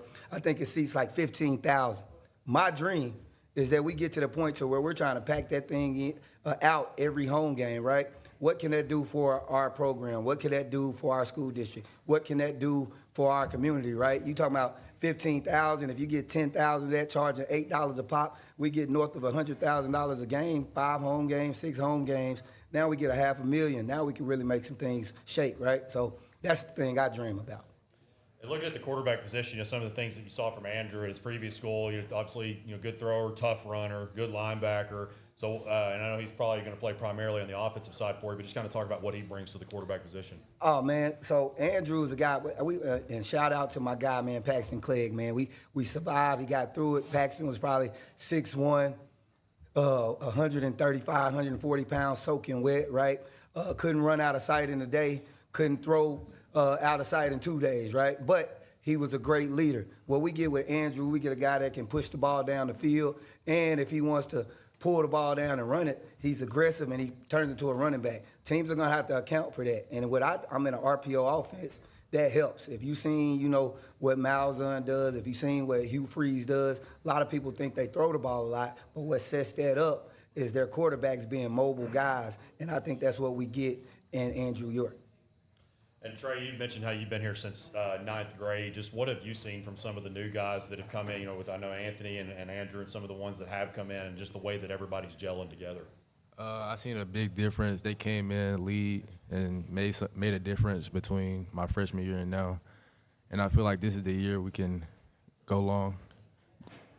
Coach, talking a little bit about, I guess you got the same non-conference schedule that you did last year. You're playing still in 7A, just going over obviously to the West Conference. So just talk about some of the things that you saw in the non-conference last year. I know you guys broke the streak against Heritage, so I know that was massive for your program. Right. Understatement there. We'll actually start there. Talk about that Heritage game and what that did for your program, and then the rest of the non-conference. Man, the thing is like this, man. If you're not used to winning, you're just not used to winning, right? And you have to break that habit in order for you to turn over a new leaf, right? And that was one of those things to just get that monkey off our back, so to speak, because we hadn't won in a while. And so when we did that, man, I'm telling you, not only with our team, if you look in our student section, if you go to school the next week, it just changed the culture. And I think since that game, the level of positivity that we've been receiving, not only in our school building, but in our community, just has changed. And with those boys starting to get some of that support back, just the way we feel about it and the way we go about our day-to-day has just gotten so much better. I don't think I've asked this one yet. Who are some other ones on top of these guys that we should look out for this year? Oh, man, I got a lot of babies. Man, I mean, if we talk about the 2027 class, man, I love that class. That was a freshman group. They're going to be juniors this year. Just to think our starting center, the ball starts with him, man. Evan Blackwell, he's awesome. We have Cal Williams, who's a right guard. He played last year until he got hurt. We have also in that class Ricky Gaston, who's an H-back D lineman. Then you have Micah Frazier coming up in that class, and they're all well. Other people to watch, Phillip Brewster, he was a go-to receiver for us. He's actually in the 2026 class. C.J. White, who's a receiver, played since his 10th grade year. He's in the 2026 class. We got a kid out of Denton, Texas, that moved to us, Tristan West. He'll be in that 2027 class. He's going to play right tackle, right guard. Big help, probably about 6'4", 300-plus pounds, can move. He's going to be awesome. Defensive side of the ball, all my DBs, they played last year. A lot of them in 2027 class. Roy Holmes. You have, who am I missing? Braden White, Keymon Porter, all 2027. Then we have Jalen Robinson that's going to be leading the DB section in the 2026 class. Linebackers, they're new, but I'm telling you, there's some dogs. We have Zacoby Page. We have a Aiden Dunn, right? Aiden Dunn there. We have Alex. What's Alex's last name? Alex Thornton. That's why, it's a lot of them. It's too many to name. But all of them have shown, so much improvement. All of them have been working their tails off. I'm just excited to see what kind of product we put on the field this year. We'll start from left all the way to the right. Guys, what was that first football jersey that you remember putting on that kind of started your love for the game of football? It can be pee-wee, college, professional, doesn't matter. What was that first jersey that, got you to get into football?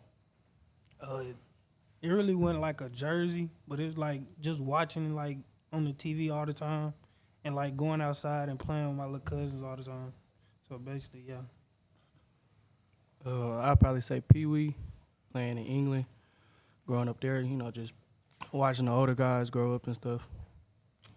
Seems like they're not big jersey guys, but I want to tell, I was a Barry Sanders fan, so, number 20, that was my number in high school. I played running back in high school, played receiver in college, but my first jersey was a Detroit Lion Barry Sanders jersey. I'm going to say Pee Wee. When I was 6, played with the West Side Steelers. I would say Pee Wee, Panthers when I was 6, 7. And shout out to Coach Marlowe. He got me into football and made me love it. All right, guys, that'll wrap things up. Really appreciate you coming over. Thank you, guys.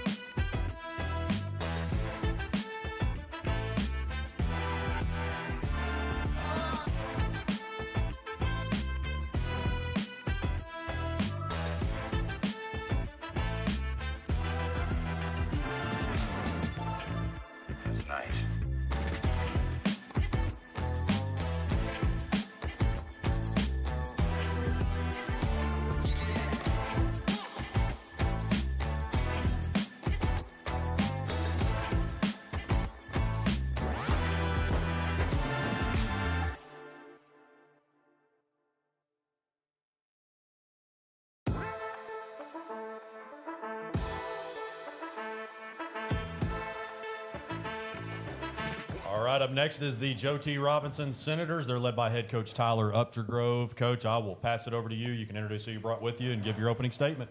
Yeah, I appreciate you guys having us. We're really excited to be back again this year. I appreciate First Community hosting it. They're obviously a sponsor of ours, so we really appreciate those guys. To my left, first, I got Deuce Williams. Deuce is a running back and safety for us. Got multiple college offers, so it's awesome that he has the opportunity to play at the next level. I've got Tank Reese, number 1. He's going to play linebacker and moonlight a little bit as a running back this year that we got him fully healthy. Tank's a 4-year starter. kind of the backbone of our program. I've got Lennox Campos. Lennox will be a 3-year starter at DN. He plays some H for us as well. On the end, I've got Big Pat Dominio Patterson. Pat just committed to Tulsa a couple weeks ago. Great story about Pat is bigger than the football part. He texted me and said, Coach, I'm the first person in my family to go to college. And at the end of the day, that's a big deal for us. The football part's great, but it's awesome that he gets the chance to kind of, change his life and his family's life. But as far as outlook on the season, we're excited. Last year did not go the way that we wanted it to. We came up short. All the credit to Lakeside. They finished the game, and we did not. So we got a little chip on our shoulder and excited to get after it. I know the first thing that you and I discussed whenever you got promoted to the head coach was, not that you were necessarily disappointed with last year, but it just wasn't up to standard. That's pretty crazy that it wasn't up to standard for a team that won 10 games. And as you said, just came up a little bit short there. So what were some things that y'all did just to discuss throughout the offseason to just make sure that something like that doesn't happen again? I think the biggest thing is finish. The first time we played Lakeside, we were up, I believe, 21-0 at halftime. And we went into the indoor during halftime and said, step on their throat, finish the game. We did not. And we ended up being down at one point and came back and finished that game. So the biggest thing, whether it was in our workouts, our conditioning, big-time conditioning now with this heat, is finish. Just find a way to finish, and we've got to do it together. I think there's been times in the past where we're not connected enough, so we're really stressing that right now. I've got a great coaching staff. We were able to keep everybody intact, and that's the biggest thing is pushing these guys to play together, to be together, so we can finish together.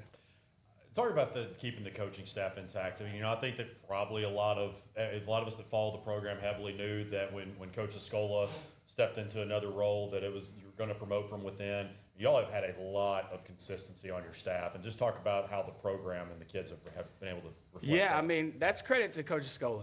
He made it an environment that was great for coaches, not only to work, but to be with our families, to have our families a part of the program. And so that was the number one thing. Some people were surprised in December when Coach Escola decided. We as a staff knew in April that this was coming because, he just felt like it was time to turn it over to somebody else and just be an athletic director and obviously coach little girls soccer and win a state title there. But it's huge. My staff is so great. This is obviously new for me. Coach Escola put a lot on me over the last 3 years, but there's still things that I'm learning, obviously. And, last week I was in the hospital with my mom having surgery, and I was just trying to do some work on my computer while she was back there, and I texted the staff, hey, these 10 things I need to remember, I need y'all to help me. I walked in the next morning, hey, don't forget this. Hey, don't forget this. So they've been great. My coordinators are great. Coach Brown has done a really good job with the offense. I've challenged him for us to be more multiple. We got to be able to throw the ball. I've been here for 15 years. This is the best group of skill guys that we've had. I'm not saying it's the most talented, but as a whole, we've got a lot of skill guys that can make plays for us. And then my two defensive coordinators, Coach Shields and Coach Dunn, have done a great job with the defense. We gave up, I think, just over 14 points a game last year. I think we can do better this year, but a lot of that's personnel and those guys getting them right, and they've done a great job. I'll give from the players just some things that y'all worked on individually throughout the offseason to kind of make yourselves better. And Domini, I'll start with you. And first off, congratulations on an incredible accomplishment. Talk about what that means to you, being the first of your family to commit to college, and then also what you did to work on through the offseason. Man, it really means a lot. I really can't explain it. You just got to feel it for yourself for real. Like where I come from, don't nobody go to school after high school. They barely make it through high school. So for me to make it through high school and get an opportunity to go to college, it really means something to me and my family, for real. And what I've been working on, I really didn't have an off season last year, so it's like this year real different from last year. Like I don't know, I'm dedicated way harder this year. Like last year, I really ain't know them like that, so it was like. I don't know y'all move around, Now we locked in. I can't go a day without talking to none of them. So you feel me? It's like the brotherhood brought me closer to me grinding. They stay on my head. I promise you. Just because I'm big don't mean they stay on my head. I swear to God, they do. So really, these the ones that keep me going for real. Really just getting in the weight room and working on speed and stuff with my brothers.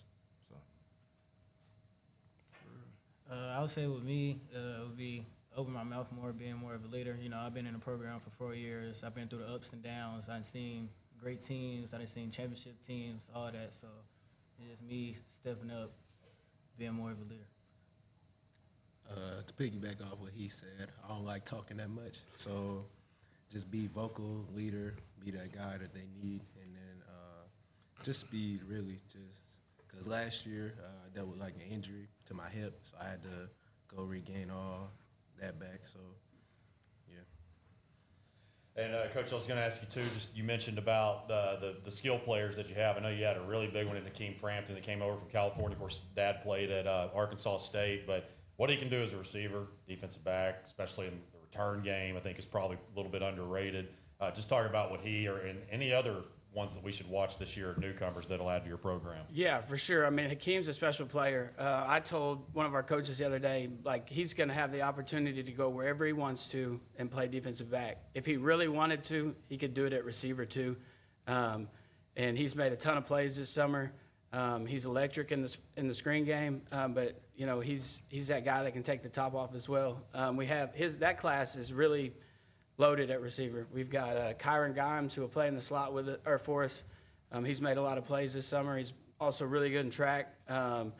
Trey Petty will play on the outside. Trey's grown up a lot. Still got a little bit of ways to go, but he's working really hard. He makes some really tough catches, has great hands. We've got Braylon Brown, who will be a sophomore, big kid. He's about 6'2", 205 right now, can run. And the good news is he doesn't have to be rushed into it, but he's done a great job of learning and growing.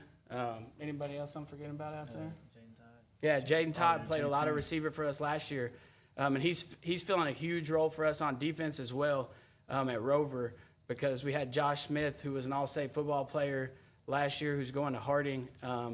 And so JT's got a huge role to play on defense, but he did a great job for us at receiver last year. He played some receiver as a freshman when we moved him up. And so our quarterback, Reese Simpson, has a lot of targets, and his biggest job is to just get him the ball and don't screw it up. And now, so is it Reese right now? Or I know y'all had a Reese. quarterback competition. Of course, Reese has certainly been in this program, served his time. Tyson came in last year. Yeah. And so just talk about how valuable. I know that he hasn't had a ton of in-game experience with Tyson being there last year, but just how the game has maybe slowed down for him and what he'll bring to you this year. 100%. So Reese, we actually had to start one game as a freshman, and that was not fair to him. That freshman year, that group was really talented. I believe we went like 9-0, and we beat everybody pretty convincingly. Well, our quarterback at the time got hurt. We were getting ready to play Mills, and we were like, we can't just go into it one-dimensional, and that wasn't fair to Reese. You know, Mills was very talented that year. He struggled that game, but I think at the same time it was good for him to see, I've got to work. You know, I can't just walk out there. I've got to go compete. He's a baseball kid too. My biggest thing that I've noticed is his arm has gotten a lot stronger. He's still developing on the other aspects of playing a quarterback. He's trying to step up and be more of a leader, which I've really challenged him to do. You know, I think, in my opinion, the quarterback's got to be the first one there and the last one to leave. He's got to be vocal, but he also has to be cognizant of what he says and how he says it. You know, you want to sit there and jump on your O-line. Well, those are the guys that protect you. And not that he's done that, but just be mindful of how you speak to your teammates, because these kids these days struggle with how to leave. They think it's just screaming and shouting, and there's a wrong way and a right way to do it. Going from left to right, players as well as coach, what was the first jersey you remember putting on that started your love for football? It can be Pee Wee, college, NFL, doesn't matter. What was that first jersey that you put on and really started things for you? Pee Wee. In Texas we had a Pee Wee team. Man, Texas is different football. We think it's hot right here, boy. Hey, Texas is different. When I had put on that Pee Wee jersey, we had went undefeated that season, and we went to Florida for like a national championship. And I was like, if I can do this in high school, if I can do this in college, if I can go to the NFL and win a Super Bowl, like I want to do it, and if it's gonna feed my family, hey, so be it. I'll say it was Pee Wee. I played for the Parkview Mustangs, and I wore number 15. For me, I had like a Dallas Cowboys uniform. I think everybody my age remembers the little one from Sears or whatever catalog that had all the teams, and you had the little cheap helmet that went with it. Yeah, that was probably me. That was when the Cowboys were good. So I was gonna say, I was gonna get on his head, but Yeah, I'll say mine would be Pee Wee. It would be my first Pee Wee team, Arkansas Lions. Shout out Coach Reggie. That would be mine. I'll say my first one was Pee Wee. Conway Cats used to wear 28 because they didn't have 2, so I just had to wear 28. But even before that, probably my dad, because, he just look up to him a lot and all that. So just seeing him play football and all that made me want to just fill his shoes, basically. I figured Dad would be number 1, man. Come on now. Gave him a shot. Was that 97 for the Vikings, wasn't it? 93. 93, okay. Couldn't remember, yeah. All right, well, guys, that'll wrap things up. You have something, Sam? Okay, that'll wrap things up. Appreciate y'all coming. Appreciate you guys having appreciate us. y'all for having us.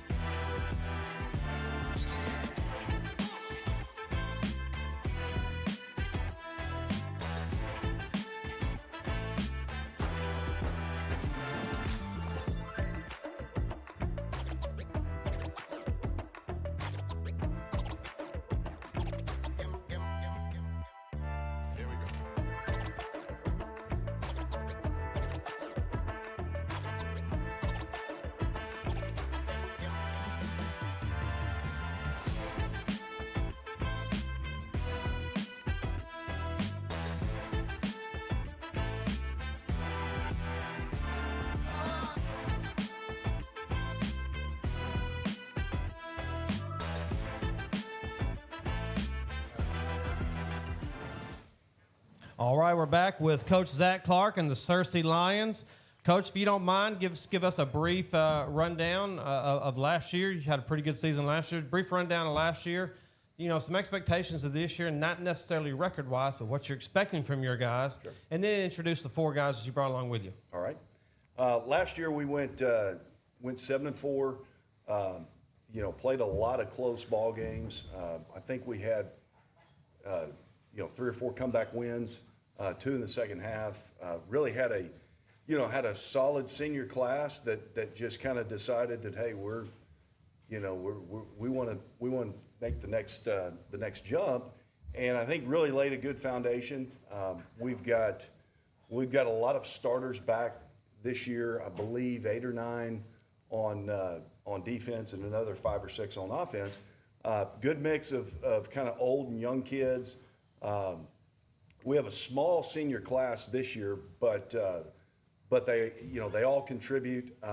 We only have about 12 seniors, but they've been in the program, since I believe it was 8th grade that I've been here, and just a great competitive. I think we're getting more competitive. We're bigger and stronger in the weight room.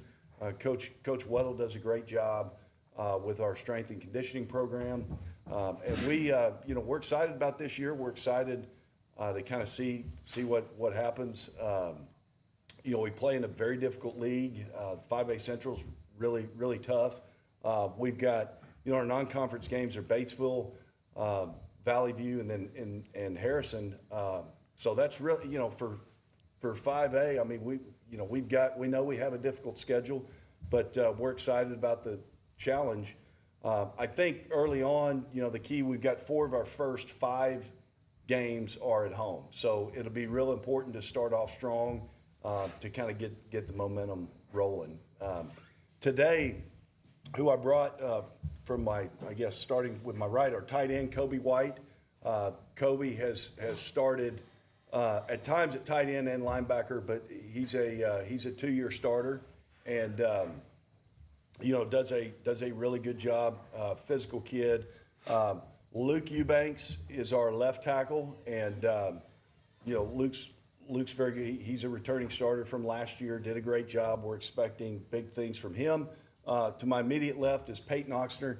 He's our free safety, and Peyton's a guy that we started out in the program. To be honest, I didn't think he'd ever contribute, but he has gotten a lot better. Worked really hard. He's there every day, and he's worked his way into the mix and will be a contributor this year. And then Cooper Jones he's done for the last 2 years has done a little bit of everything for us. He's our kicker. He's punted at times. He's played quarterback when we've needed him. He's been our Wildcat quarterback. He's a receiver. He played receiver, started receiver our last couple years. We're going to move him to running back this year. And, I think he's a big soccer player. He's got a really big leg, but he hardly ever leaves the field. So, we don't get to show off his leg as I think late in games. Sometimes he gets a little tired, but I think he's a Division I kicker. But anyway, so we're excited. Thank you guys for having us. And these are just all 4 seniors and all 4 leaders for our football team. Well, and Cooper, I'm going to expand off what your coach was just saying. So this is directed to you. I saw one of you guys' games last year on tape, and I remember telling a buddy of mine, there's this kid at Cersei. I said, I remember watching Traylon Burks play in high school, and Traylon Burks played quarterback and wide receiver, and he punted and he kicked and he played defense. And I said, there's this kid at Cersei doing the same thing. And now it seems like you're going to be even doing more because you're moving from a wide receiver / tight end position where you were all conference, all state last year, and now going to be playing more of a running back position. So talk about everything that you play on the field and what it's like literally, having to change positions and then change positions full time. So it's not too difficult. I try to learn all of the offense, every position I can, so I can help whenever we need it. Going from wide receiver, like mainly blocking, getting short yards when we need it, to being running back, do the same thing, block, keep the quarterback protected, get short runs when we need them.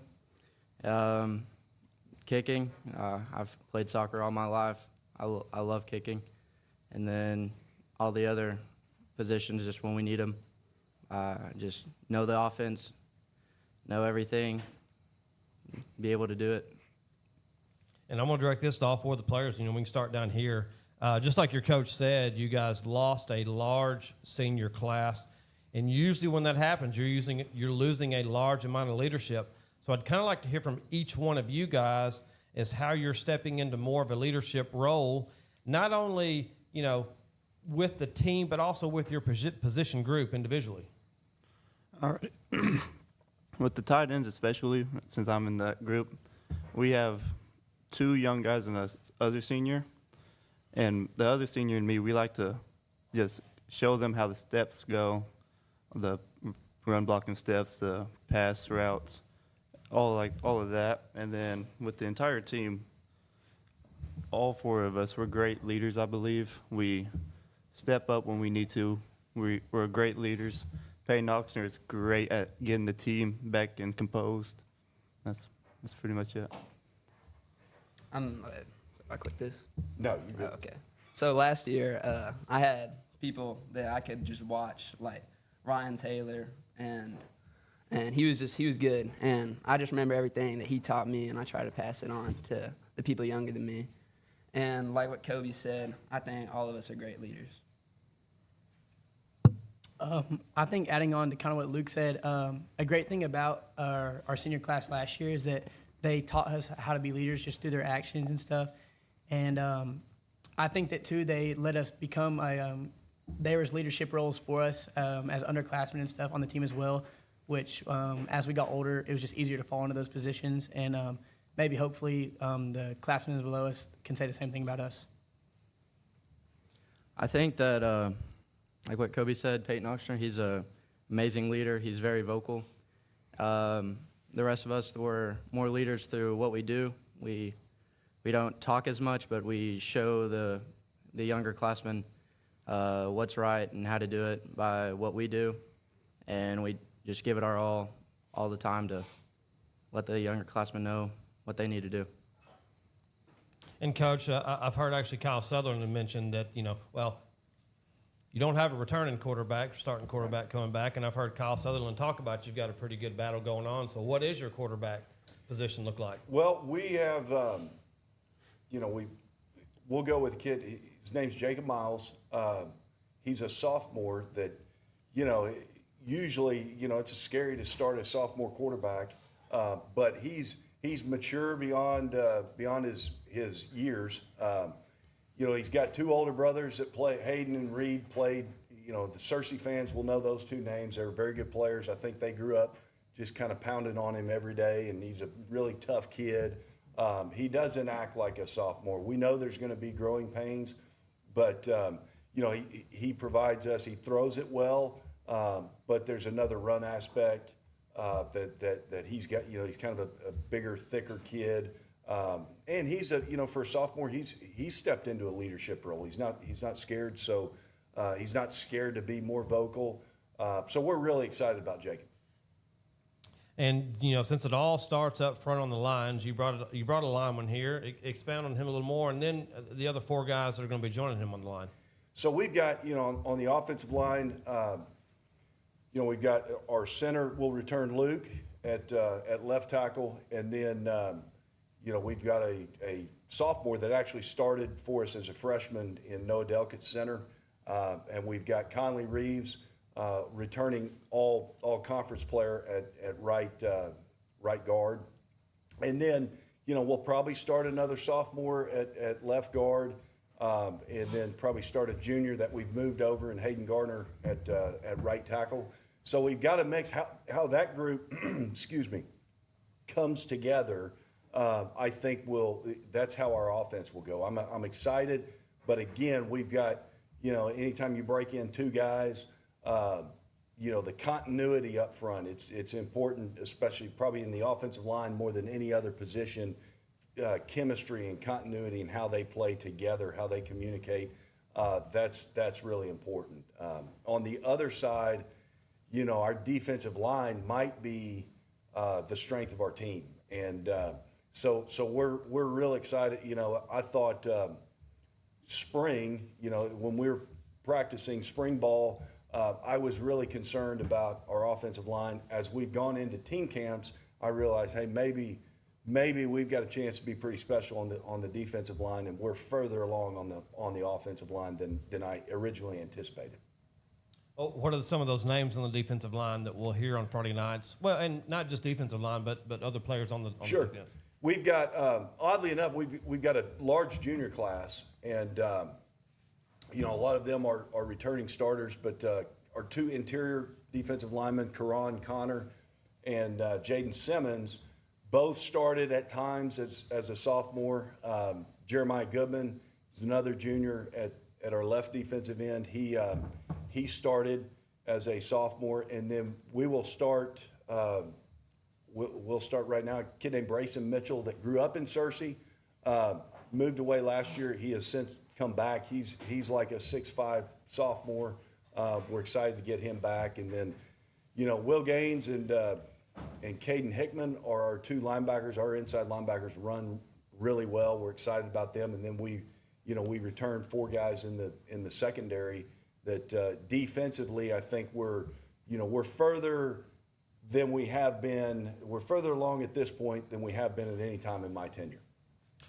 Coach, I know you got a great friendship with Mike Norvell. You talked about that. Also, I know Eli Drinkwitz has actually name-dropped you a couple of different times, most recently at Atlanta at SEC Media Days last week.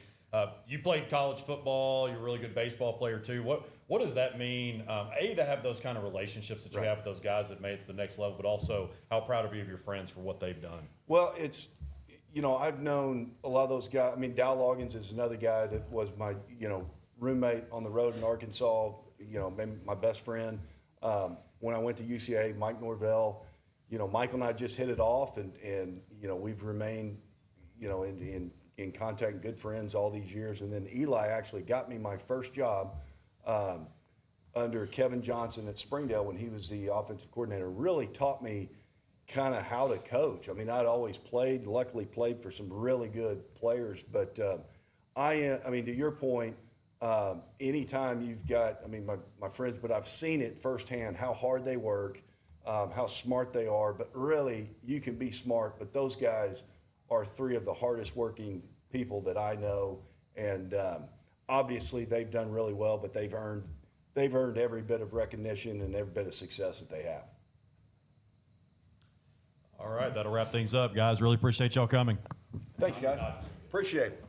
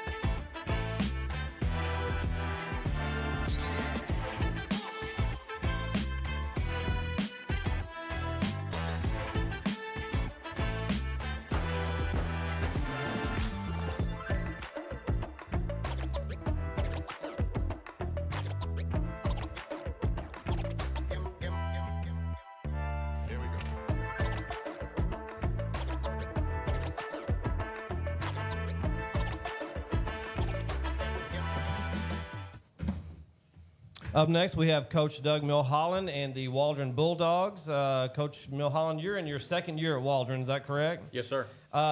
Took over a program that hadn't been where it needed to be in a while. First year obviously is not what you ultimately want the expectations to be. Correct. But just kind of tell us, what do you expect from your guys coming into this fall, and what's that program, what do you want that program to look like ultimately? And then if you don't mind, introduce the guys you brought with you. Absolutely, absolutely. Like you said, took over a program, been struggling. And first and foremost, I got to give a big shout out to last year's seniors. I was the third head coach they'd had in as many years. And they could have easily said, no, we're done with this. We're not going to buy into what coach is trying to sell us. But they did. They did a great job of that. And you alluded to last year. Yeah, we went 2-8. Wasn't what we wanted to do. But, 2-8 was a lot better than where we had been. We're learning how to win. Guys are still learning how to win. And I told them from day one, we got to set small victories. Hey, if I'm trying to get this on bench press and I finally get it, hey, that's a victory today. And if we're trying to get this many, we're trying to rush for this many yards a game or throw for this yards a game, hey, that's a victory. But, we left a lot of meat on the bone last year some different times. We won the first game against Paris, and then we beat Ozark to open conference play. That was big for the town, big for the community, big for the team. I think we hadn't done that since 03 or 05, something like that. But we left a lot of meat on the bone near the end of the year to make the playoffs. We had 2 or 3 opportunities there late in the year, and we just didn't get it done. But as far as, this year coming up, man, we couldn't be more happy with how these guys are. We've had a great spring and a great summer. And I've brought 2 juniors and 2 seniors today. We've got a lot of guys that are willing to lead, and they love to do it. But, as far as expectations this year, we can ask these guys here, they're going to tell playoffs. That's expectations. That's where we want to be. Hadn't been done since the COVID year, when everybody got to go. And prior to that, it was when Coach Ricky May was there. And, Coach May does a great job wherever he's going to land and wherever he's at. He does a great job. So, that's something we're looking at doing for the first time in almost a decade. And let's get back there, and we got the right group of kids to do it. I really believe we do. And we've had a fantastic summer, team camp, 7-on-7s, different things we've gone to. And we've got, we're low in numbers. We got about 30 guys, but we got 30 of the right guys. And I'd go to battle with these guys every day. So, and I brought with me today, starting over here on the right, we got Chris Allen. He's a senior for us, plays O-line, D-line. We got Jackson Brown. He's going to play running. He's a junior. He's going to play running back and linebacker. We got Eli Cluthy. He plays quarterback and lines up running back and slot and line up on linebacker on defense as well. And we got Branson Mick. Branson's going to be one that's going to be all over the field. Everything we do is a wristband related offense, and he may have wristbands on both arms and both legs. I don't know yet. He's going to have them all over the place. But he's a senior as well. But we're just excited to have the opportunity to show what we've been working on, and that year 2 we're going to take those steps that we expect to take. So, well, I'm going to expand on something you said, Coach. You said a couple times that we left a lot of meat on the bones. Yes, sir. And as you know, but maybe your guys don't quite grasp yet, winning is mindset. Yes, sir. So what have you guys been doing in the summer to say, hey, we got to finish these games. We can't leave this meat on the bone. We got to finish these games and to get that winning mindset to you guys. Well, and I'm glad you brought that up, because we've talked about that a lot, and we actually talked about it on the ride up here today. Don't be content with, hey, we've got a lead now. We're going into the 4th with a lead. Let's not be content with that. Or, hey, we got a first half lead on a team that, for lack of a better term, that's beaten us, a lot throughout our careers as a player. Let's keep pushing forward and keep going. And hey, don't be happy with, okay, we got the lead, now we're going to play keep away from them. Let's keep pushing, and win the right way and win with class and play for each other. That's the biggest thing. I don't feel like we got any me guys on this team. We're all about the we, and we understand. And that's one thing about it. When I interviewed at Waldron, they said, what interests you about Waldron? And I said, well, I grew up 40 minutes here in Mount Ida, blah, blah, blah. But no matter what, and having been here for a year, I'm all over the place. I'm going to basketball. I'm live streaming for basketball, softball, baseball. I'm all over the place. No matter where we're going and what's going on, our community and our town travels so well, and they're behind us, everything we do. And these guys are seeing that. And we've just got to keep playing to that next whistle. Well, and so I'm going to address this to all four of the guys. You know, Waldron we had this conversation a few times yesterday. You know, it's one of those towns like Clinton, like other places around, where the whole community is going to rally around you. But how does that affect you guys when you literally see, you know, people who have lived there their whole lives, you know, just rallying around you guys and wanting you guys to win? And we can just start right down here. No, it's really exciting to just see the whole community show out every Friday night. Just come watch you guys. It's pretty cool. Okay, so my dad, he played for Waldron back in the day. 03, that was probably the best team we've had in a while. And he was a big part of that team. And just seeing over the years, like the amount of guys that have, and families that have had kids and stuck around and have that kind of a generational feel of like everybody sticks around and wants to be part of building a culture. For me, seeing the community out on Friday nights with us is, it's just, so last year was my first year in senior high football, and I didn't expect that at all. I see it, I've been in that crowd cheering on Friday nights, but when I actually was on the field for it the first time, it was just totally different. I remember last year at the Ozark game, like I was sitting in the locker room, and I seen people like walking by and stuff. I'm like, okay, well, you know, it's going to be a pretty full night. It's a big game.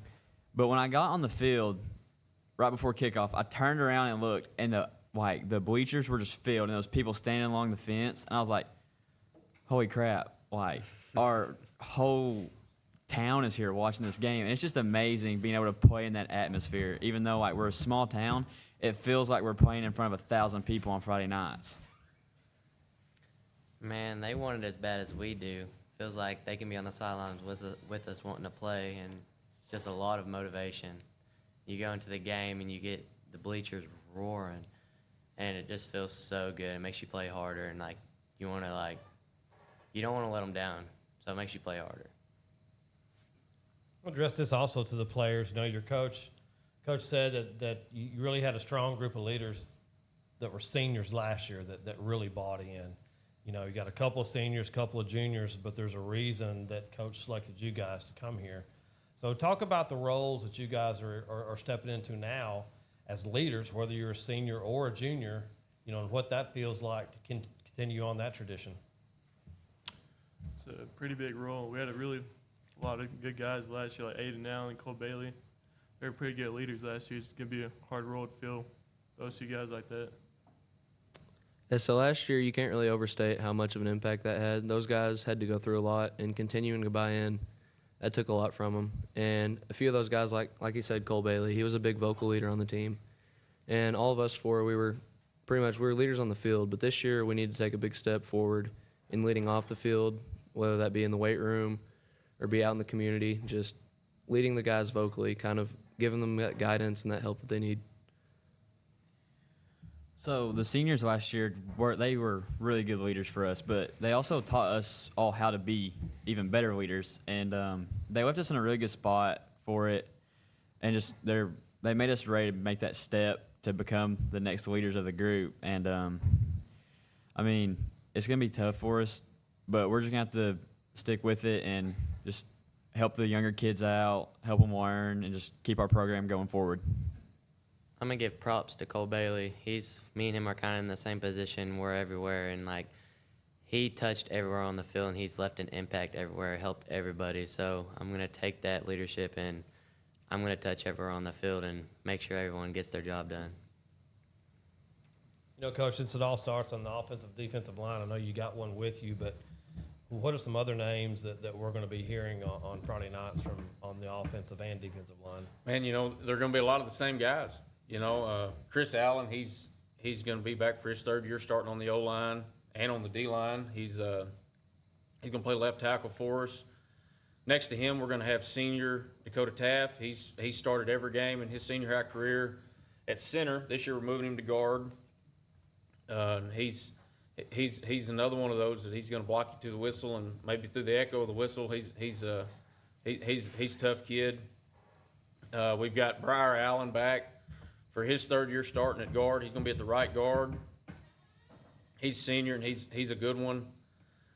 He's a 525, 530 squatter. Bench 320 at the state weight meet in his weight class, and he's not a big guy. He's a 220-pound guy. So I mean, we were pleased with that. And we've got John Bogus. He's a junior. He played a lot of defense last year. Now he's going to move over to the offensive side of the ball and play both ways for us. He's a big old kid. He's about like Chris, just big and muscular guy and strong. And he's a 300-pound power cleaner and right at 300 on bench. And then you've got Justin Edgar. He's a sophomore. He's going to step up and play some center for us. Done a great job this spring, this summer for us. And like I say, those same 5 guys are going to be rotating in on the D-line. With exception, we've got some guys that are just kind of defense only right now, which is great to have when you've got low number of kids that you can, kind of two-platoon them a little bit. Sam Ayler, he's a senior. He's been playing a linebacker his whole career. We've kind of moved him to defensive end. Got junior Evan Owens. He's going to step in and play some D-line for us. But those same 5 guys are going to be rotating in. Our goal is to try to get, keep those 5 guys as fresh as we can, playing the interior spots, and, have some other guys playing on the edge. So, Eli, real fast, talk to us about some of the skill position guys that you're going to be either handing the ball off to or throwing the ball this fall. So I'll start with our receiving core this year. Our 2 main wideouts probably will be Fisher Brown and Jake Robertson. Fisher's a junior. He's the same age as me. He's been my number 1 target, like, my entire life playing QB. Like, he's my number 1 guy. And I've had moments where it's like, I'm kind of in trouble. Fisher's down there somewhere, just throw it. He'll find it. He does. Like, he did against Paris for us. Jake is coming along. He had a pretty rough season last year, but he's getting there. Branson will be in the backfield with me multiple times. Jackson will too, and they'll also both be out a little bit catching the ball. We got a new one this year, Gunnar Williams. He will do just about anything for us. He will catch it, run it, and he's fast and elusive. But definitely Jackson and Branson are probably gonna be my 2 biggest targets this year because they're gonna help me a lot, and I know they're gonna make one or 2 guys miss, and when they get on impact, it's gonna take more than 1 guy to bring them down. They're just strong. And it can be a short pass, a long pass. I just have faith in them. And, I mean, when they run the ball, they run strong and hard, and it's hard to stop them. So, I mean, we're going to move the ball just fine, I feel like. All right, guys. We appreciate you coming out. Good luck to the Waldron Bulldogs this fall. Thanks, sir. Thank you.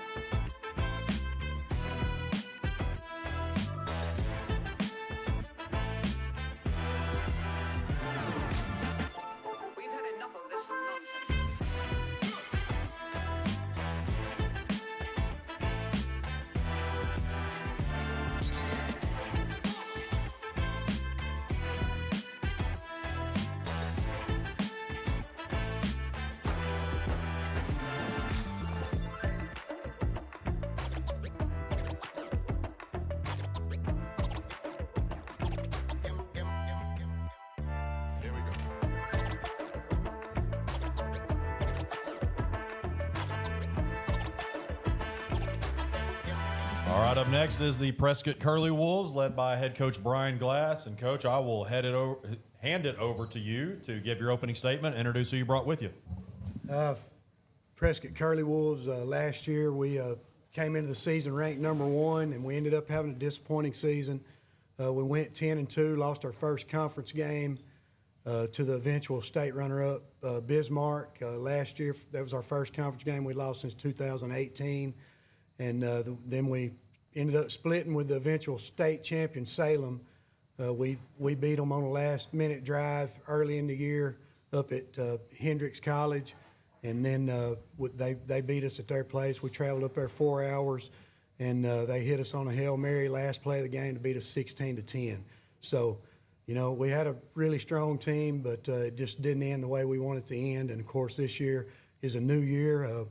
I think we've started out ranked #7, which is a little lower than normal, but we're ready to embrace the underdog role because we'll be seeing #1 Salem second game of the season there in week 1, and that's going to be at Arkansas Tech.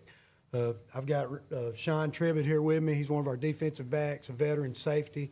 We've got Mario Monk, wide receiver, Dalton Stockton, quarterback, and Roderick McKinney, another wide receiver out there. These guys have had an outstanding summer, and the thing that we've been emphasizing most, and this started the day after we lost, actually probably on the ride home from Salem, was we're going to be a team that is hopefully the fewest penalized team in the state of Arkansas and one of the most disciplined teams. We felt like we let that slip just a little bit last year, and it cost us in a couple of close games, that we felt like we were good enough to win it all, and we just didn't get it done. But the focus that we've had with this group is blue collar all the way, and they've embraced it. We've had a good 7-on-7 season, and we'll finish up with our last team camp tomorrow. That'll be at Prescott. We've been going against some real good competition, and these guys have stepped up. They've gotten better each week, and we're looking forward to another great season. Our expectations never change. I mean, we expect to try to win every game that we compete in. Of course, we want that district championship back, and it's going to take a lot of work. We got a tough conference, but we want that.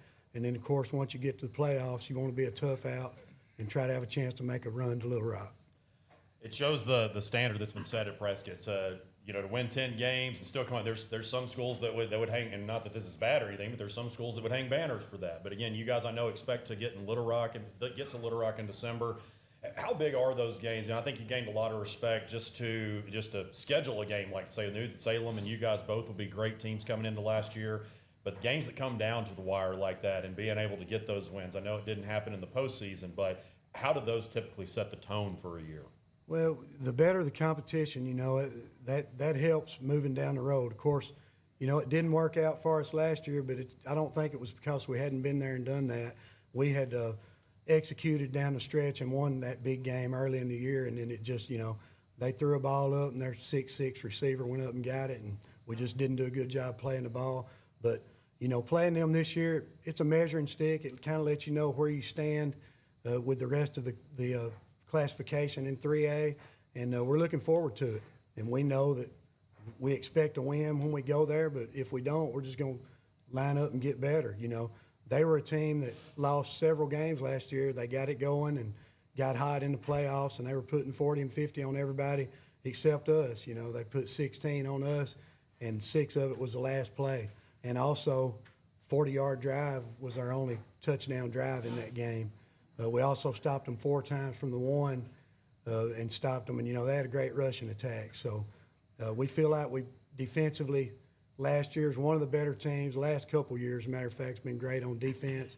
And we feel real good about our defense this year. Several of those guys that were in on that goal line stand are back, and we talk about it. And we know that we've still got the talent to succeed in our classification.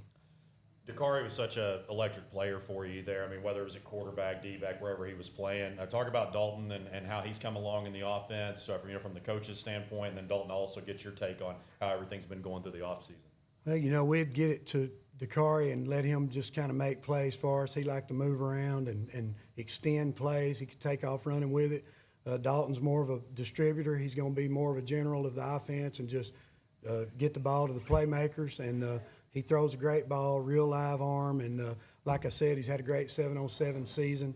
There's not any passes that he can't make, for the deep ball, the deep out, the short game, gets it out quick on screens.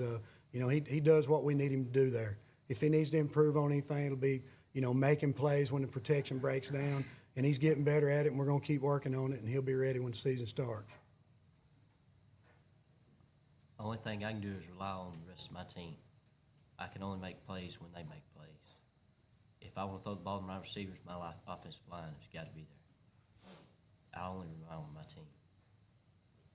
From the players, we'll start from the right here. What are some things maybe that y'all took for, as Coach said, it was a great season, 10 wins, nothing to shake a stick at all, but ended shorter than what you wanted it to. So what were some individual things that you worked on just kind of to better your craft?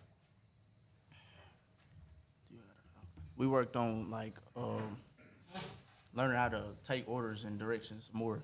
I feel like this team that we got this year, we way more coachable than it was last year, and that's going to prove when we get to the season. That's going to prove when the season starts.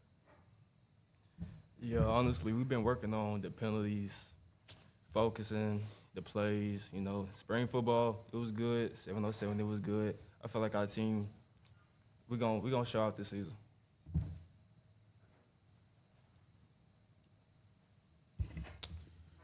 Just being more disciplined, like going all the way through the line. We stretching, we're doing AGs. We don't finish nights. We go 20 yards. We don't go 19. We go 20, and just going all the way through. I feel like we gonna be good this year.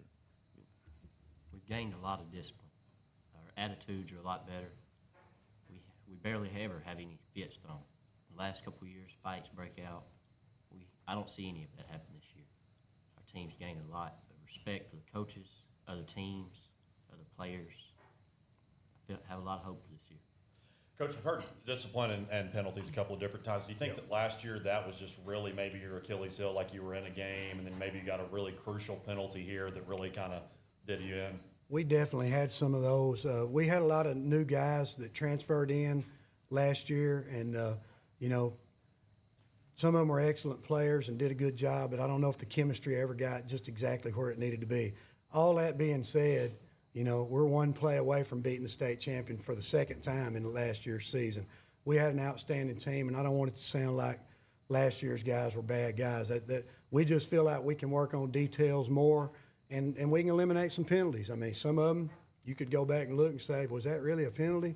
But, we are believers in good things happen to good people. We plan on being real mean between the whistles, just like Curly Wolves always are.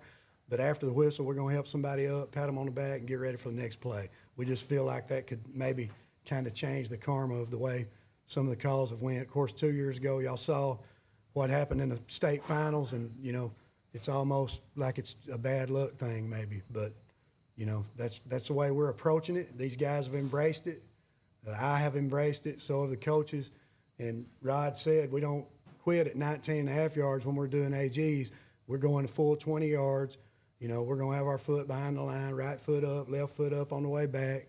And we did all that last year, but we're emphasizing it even more than we ever had because we've got to do something to get us over the hump. And you talk about 10 wins. There's 2 teams in the state of Arkansas that have won 10 games or more 11 straight years, and that's us and Pulaski Academy. So, we feel like our program is at a level that is very good, but we want that state championship at the end of it. That just kind of puts the icing on the cake. But we've got 58 wins in the last 5 years. We're 58-7. Only Harding Academy's got 59, Greenwood's got 59, and PA's got 58. So, we're right there at the top of the state, any classification. But everybody knows you want that ring at the end of the year. We get a lot of them. Some of them are in 7 in a row in track and powerlifting, and we had a football one a few years ago. But, we're ready. We want to get another one. We want it. Perfect segue. You always get this question from me because I think everybody needs to be reminded of it. But, of course, you played at Prescuit. I think you were an assistant, too, before you were head coach. Obviously, you've been the head coach for a while now. So you've been around the football program, the athletic program for a long time. And, Prescuit football to me is really through the years is, grit. That's one of the first things that comes to mind. But the powerlifting programs and the track programs, which the track might be the best in the state regardless of classification. how does all that translate over to what y'all have, the success you've had on the gridiron? Well, the way we do it, track becomes a part of our off season. I mean, it's basically 2 months where we put the footballs up and we're working on our bodies, working on getting bigger, faster, and stronger. And we just implement it right. It just migrates into what we're doing in January and February in off season.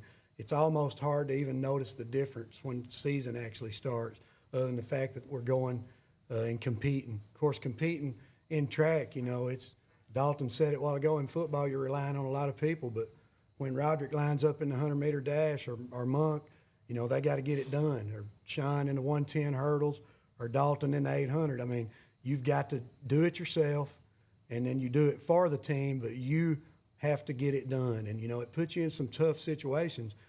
It's kind of like that last second drive, last year against Salem you were talking about in track. You got to come through. If you're a jumper, you can't scratch 3 times and get any points. You got to figure out a way to get one in, and do your part for the team. And the kids have embraced it. It's just part of our football program. And, I mean, we've won 18 district championships in a row with the senior high and 21 in a row with the junior boys. And, we didn't get it this year. We got runner-up in state, but we were going for 8 in a row, which would have been the modern-day record. So we're proud of both programs, and, we like to represent and just get after it. Coach Wood, our defensive coordinator over here, he helps with baseball, and he actually helps with track during the period. All the guys are bought in, our whole staff, and we just love it. We love getting after it, and these kids, man, they're fun to coach because they come up, they know the expectations. We don't have to twist their arm. They want to work, and they come to work every day. All right, that'll wrap things up, guys. Really appreciate you coming up. Thank y'all.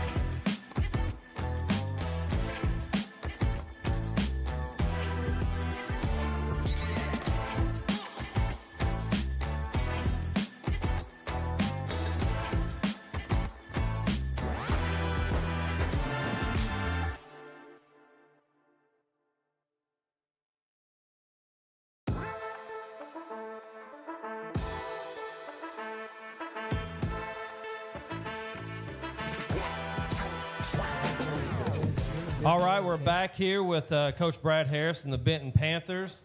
Coach Harris, you guys had another great year last year.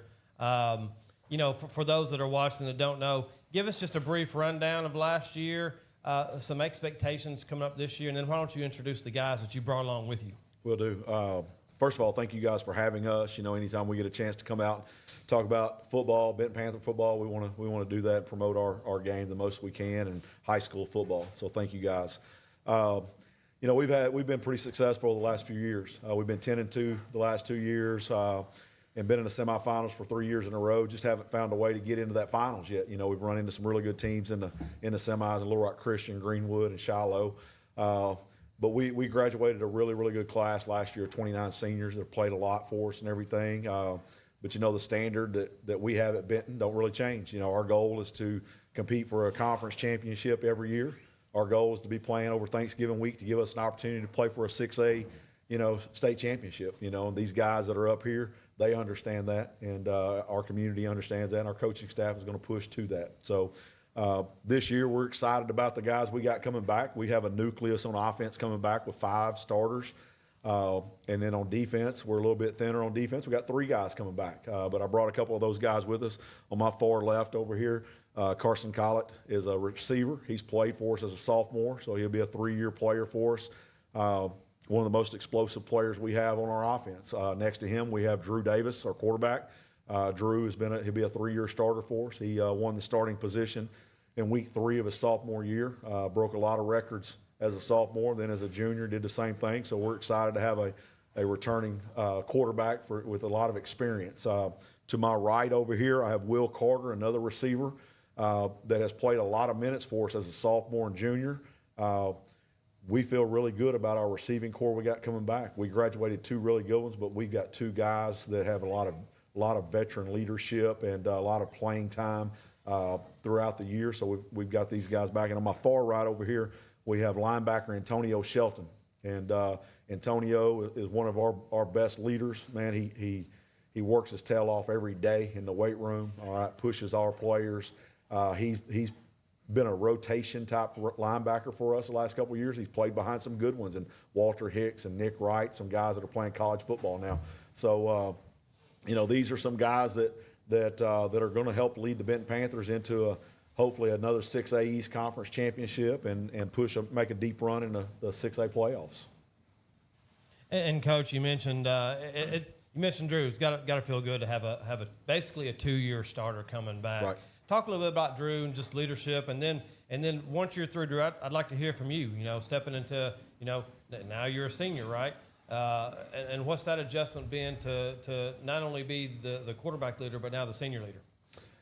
Well, you can talk to any coach. It don't matter at what level, but when you bring a quarterback back that's got a lot of playing time, a lot of experience, a guy that's a 3-year starter for you, you always feel better about your offense. And that's how we feel going into it with having Drew coming back. I think as a sophomore, and he probably knows the stats a lot better than I do, but I think he threw for 42 touchdowns, broke a school record, I think 39 last year. He owns almost every passing record that we have at Benton right now, and he's still got his senior year to go. And, it's all good about stats and everything, but the kind of guy he is, he's a leader on and off the field. He's not a rah-rah guy. He just does his job, and that's what our guys, I think, know about him and respect him. And that's what I like as a coach. I know that he's coming to work every day. And that's what you want from the quarterback position. So we're extremely proud and excited to have him back for year number 3. So my sophomore and junior year, I felt like I was kind of under the wing of all the seniors and juniors above me when I was a sophomore. And I kind of didn't have to be as vocal and as much of a leader as I have to be now, because now I'm a senior, and the sophomores and juniors that are coming up, they're looking to me. And I feel like I just got to be more vocal, because as a senior, they're looking to me, and I got to push more, because we lost a lot of seniors, a big, really good senior class, so we've got a lot to prove. And I'm kind of just pushing the guys, because that's the motto.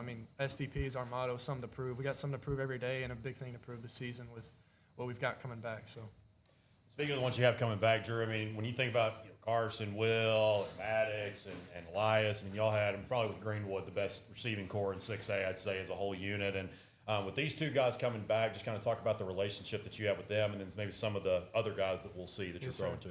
So, the guy on my left and the guy on my right, Will and Poot, I've grown up with them since I moved here in 1st grade, and I've been playing football with them since 5th grade. I started playing quarterback in 6th grade, and ever since 7th grade, these 2 guys have been my guys. So, it's really, our chemistry is really good. I've been throwing the ball since 7th grade, so our chemistry it's really good, and I feel really comfortable having these 2, because it's good to have people that you hang out with every day and spend time with, and you kind of get a feel for how they run their route, where their breaking mark is.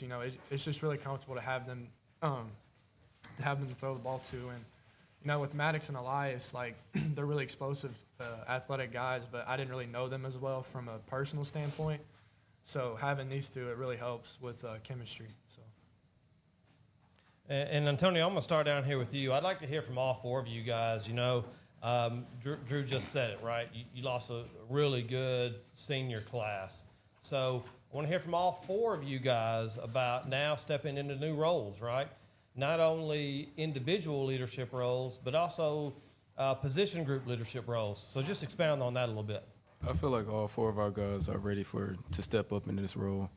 I feel like all four of us have led our groups, our receiver groups, or linebackers group, our quarterbacks group, into a situation to be great for the upcoming years. I feel like my guy, Weston Munson, is ready to step up for that role, ready to be a big guy in this role, and I'm ready to be a big guy in this role. I feel like we are here, and I feel like we have something to prove every day, and we will get led every day by that something to prove. As a senior, I just feel like, you know, you have a lot of responsibility, but with that responsibility comes leadership, and to be able to be in that position, be able to lead a team like that and lead the group of guys who are standing behind you, who you know are going to ride with you till the end. I think that just gives like a sense of encouragement and makes it feel like everybody's on the same page. And, you know, when you are that leader, everybody kind of looks up to you and just follows you in your footsteps. And it only takes one person to make everybody else great. So, I mean, you just got to lead. Yeah, I mean, I would say the big thing, I mean, we're kind of forced to be leaders just because of the experience we have. Because, I mean, we have 5 coming back on offense, 3 on defense. So the big thing is inexperience that some of the younger guys don't have, or they have inexperience. So with us having experience with the game and the speed of the game, it's important that, you know, we teach them and we push them to know that, like, this isn't junior high anymore. Like, the game goes by a lot faster, and, you know, you got to get used to that pace of football. So I think it's kind of a position you've got to get ready for, especially as a senior, you know, because, I mean, everyone's looking to you because, you know, you've been in the program, you've been in the system, and you know how things work at Benton football. Yeah, I think that all of our time put into this has worked up to being the leader, being a senior, being a leader. And, like, it means a lot because you have somebody that's younger coming to be a sophomore coming up to you at practice asking you, like, where to break your route or, like, how to break it or when or settle or keep going. And to help them out means a lot, just, like, to see them improve and help them as a leader. And, Coach, you brought Antonio along with you today, but what other names on the defensive side of the ball we're going to be hearing on Friday night? Well, defensively, we have 3 guys coming back with a lot of experience, with some experience, I should say. We have a corner, Trayvon Stewart, who played corner last year, started every ball game for us. So he's going to be a big player in the back end of our defense for us. We also have Cordell Payne, who started at safety the first half of the season for us, and he got a high ankle injury and missed a lot of the second half of the year because of that injury nagging him and everything. So that's 2 guys that started most of the year last year for us. At linebacker, we have Weston Monson, who's a junior. Weston's about 6'3", 185 pounds, has a lot of upside. We really like what he does. Between he and Antonio, we got 2 long, rangy linebackers that run really well, get in some passing lanes, and they'll also come and get you in open space, you know. So Weston played a lot last year as a rotation guy for us as a sophomore, so he got a lot of minutes, just like Antonio did. So they didn't start for us, but they got a lot of valuable playing time last year. So we expect those guys to kind of be our leaders. Bryson Mattia is a kid that's a junior. Really like him. You know, he's kind of in the same mold as somebody like we had as Walter Hicks, body-wise. He's about 5'11", 6 foot, 220 pounds, thick kid that'll come and get you. You know, we're hoping that he takes the next step. Last year he played JV football for us, and, you know, we're hoping that he puts that on Friday nights now. Defensive line's probably going to be our biggest weakness this year. We had 5 seniors that played for us last year. We're a 3-front team, and we had a 6-man rotation. That one guy in the rotation was Carson Conyers, who was a sophomore last year. And unfortunately, we're going to miss him most of the year this year because he had shoulder surgery earlier this summer. So we're very thin, unproven up front, but we have some guys. Avian Beard, who's going to be a junior. We really like some things he's doing. And then Drake Woodard is a sophomore, about a 6'3", 220 kid that's really coming on into his own as a sophomore. He's got to figure out that it's not junior high and it's not JV football anymore, though. It's Friday night. And he's going to play against some big, strong kids. But really excited about to see the youth. That's the thing about coaching is every year it's a new game for us. It's a new group. It's how do we put the pieces to the puzzle together? And, that's our job as coaches, to try to get the best pieces of the puzzle on the field. And let's try to gel and try to get better as a team. All right, Coach, we appreciate you guys coming out. Good luck to Benton this fall. All right, thank you guys for having us, okay? From left to right, Coach included, what was that first football jersey that you put on that started your love of the game of football? It could be Pee Wee, NFL, college. Just what was that jersey that kind of started your love from that game of football, from left to right? Back when I lived in Little Rock, I played for a community center called the Dunbar Raiders. Played when I was 5, and I wore the jersey number 8. And 8 was a beautiful number on me, I'm not going to lie. But that sparked it up there. I played receiver and corner, and it worked me out. Like, I played both sides, every snap, and I loved it.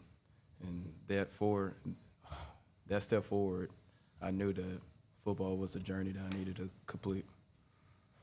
I started playing football in 4th grade with our PDFLs, like the first year they started it.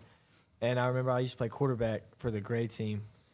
And back then, football, it wasn't really my love for it, but it was just something to do with my friends and just, like, enjoy something. And I remember playing 4th grade, and then I didn't play in 5th grade.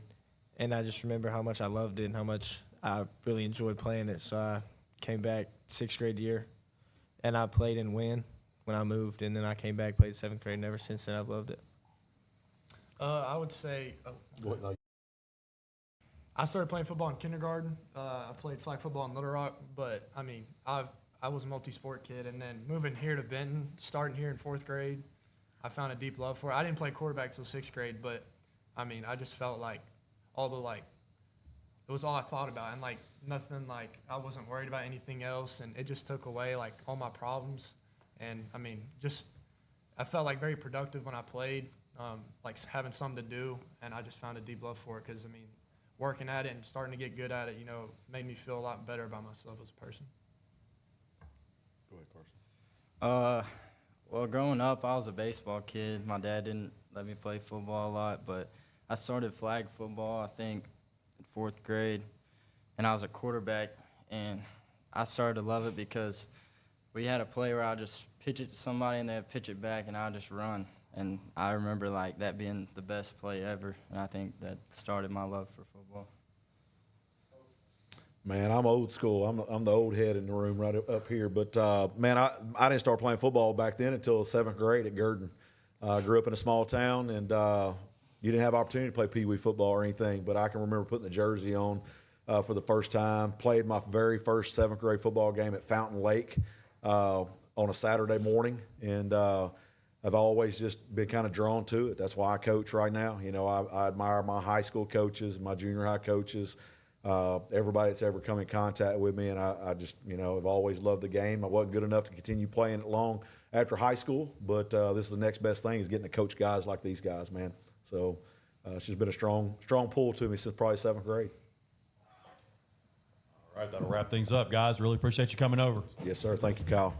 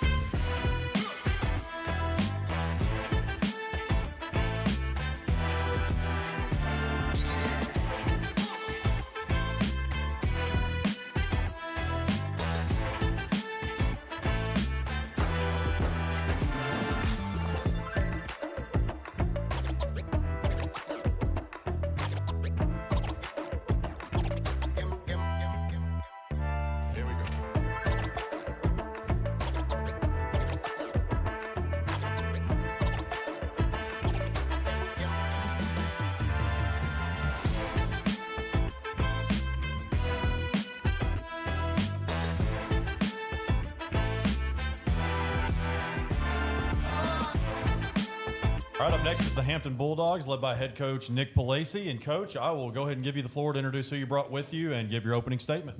Yes, sir. Appreciate you having us. This is great for the state and great for our kids, and we couldn't be more happy to be up here. To my left, I've got Taylor White. Taylor is a returning starter, multi-year starter. He's an offensive lineman for us. He also plays linebacker. Kind of kid that shows up every day, hard worker, never has a bad day. You can count on him to be there, probably the first one in the building. Great leader, and glad to have him up here with us today. Got Keegan Jones. Keegan is he's a linebacker on defense, and then he's kind of our Swiss Army knife on offense. He'll play a little bit of everything. We'll put him in a slot. He'll line up at H-back for us. He'll line up at tailback and tote the football, and he might end up taking some snaps at quarterback here and there whenever we need him. He knows everything. He's got a high football IQ, and I love having him as a part of the program as well. Very hard work in the weight room and a great senior leader. Looking at the past couple years, we haven't been in the playoffs since 21, and of our roster of 27, we've got 17 seniors, and kind of the challenge that we've instilled in them is we want to rewrite our legacy and reset the standard. And so our challenge is, we want to make the playoffs, and that's kind of been our goal since we walked in here as we're a playoff football team, and we want to identify that and get right after it. Start with the players over here on the right. New coach this year. Just kind of talk about how all that transition is going for you and your teammates, and just kind of how everything's gone since he's come on staff. Well, we've realized that he really is a good coach, and I just came back to Hampton, and we really become real close with him because he's more than just a coach to us. He's more like a best friend, and he's always there for us. And to add what Keegan said over there, he's basically like one of our best friends, and he helps us out with a lot, and he teaches us how things are supposed to be taught, and he also helps us through the stumps we hit at practice, or he helps us through and teaches us how to do things right instead of just doing them wrong, or basically he helps us. And Coach, coming in, I think it's 10 wins in the past 4 seasons, something around there. So plenty of opportunity. What was your first message to the team as far as setting the culture and just kind of making sure you got that out of the way? Well, we want to do right in everything we do, whether it's on the field or off the field. So we want to, reestablish that. And how you do anything is how you do everything. From cleaning up your locker to showing up on time, being dressed correctly, and how you address adults, address your teammates, everything else. And then, from inside the program, the first thing we want to do is get in the weight room and stay in there. And that's been the biggest thing we've really preached since we got in there. X's and O's are great, and we're putting a new O and a new D, but we got to be big, and we got to be fast, and we got to be strong as well. So the weight room was kind of priority number one, and we spent a ton of time in there, and we're not getting out of there anytime soon. I know you just now got here, and you'll get a taste of your conference now, but you think about Carlisle, a very traditional program, was recently in a state championship. Bearden's expected to be more improved. Hazen won a state championship a few years ago. So just from the things you do know now, what are some things you're looking forward to about that conference play? You don't get a week off. We got a tough league. Excited for that, though. You don't want to play.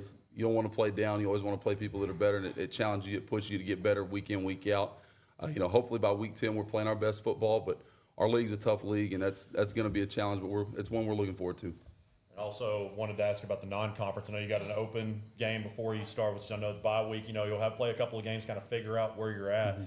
Talk about those 2 games that you have, and then just kind of the what went behind scheduling those and making sure you had that bye week before you get into conference. Yeah, sure. Those were inherited when I got here.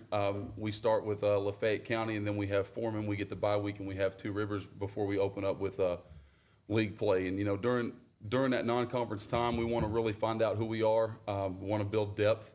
And know who we can rely on down the road and at different positions when things happen, because with a roster of 27, it's inevitable that somebody's going to get bumped and bruised along the way. So if we can identify different places for kids and develop depth through there and really kind of distribute the football, so we're not leaning on one guy too much, and really find who we are as we get into conference play. So hopefully by the time we get into week 4, we're starting to play our best football and then just keep improving throughout the season.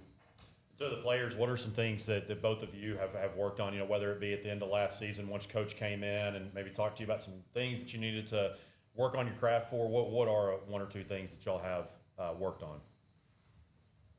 For me personally, it was my hip flexibility. Being a linebacker, I was really stiff. And Coach actually took us to the SAU MAG camp, and they helped us with that a lot. And another problem I had was coming downhill, which I mean, that's just something you got to do as a linebacker. You're expected to make those tackles, and you play a big role on the defensive end.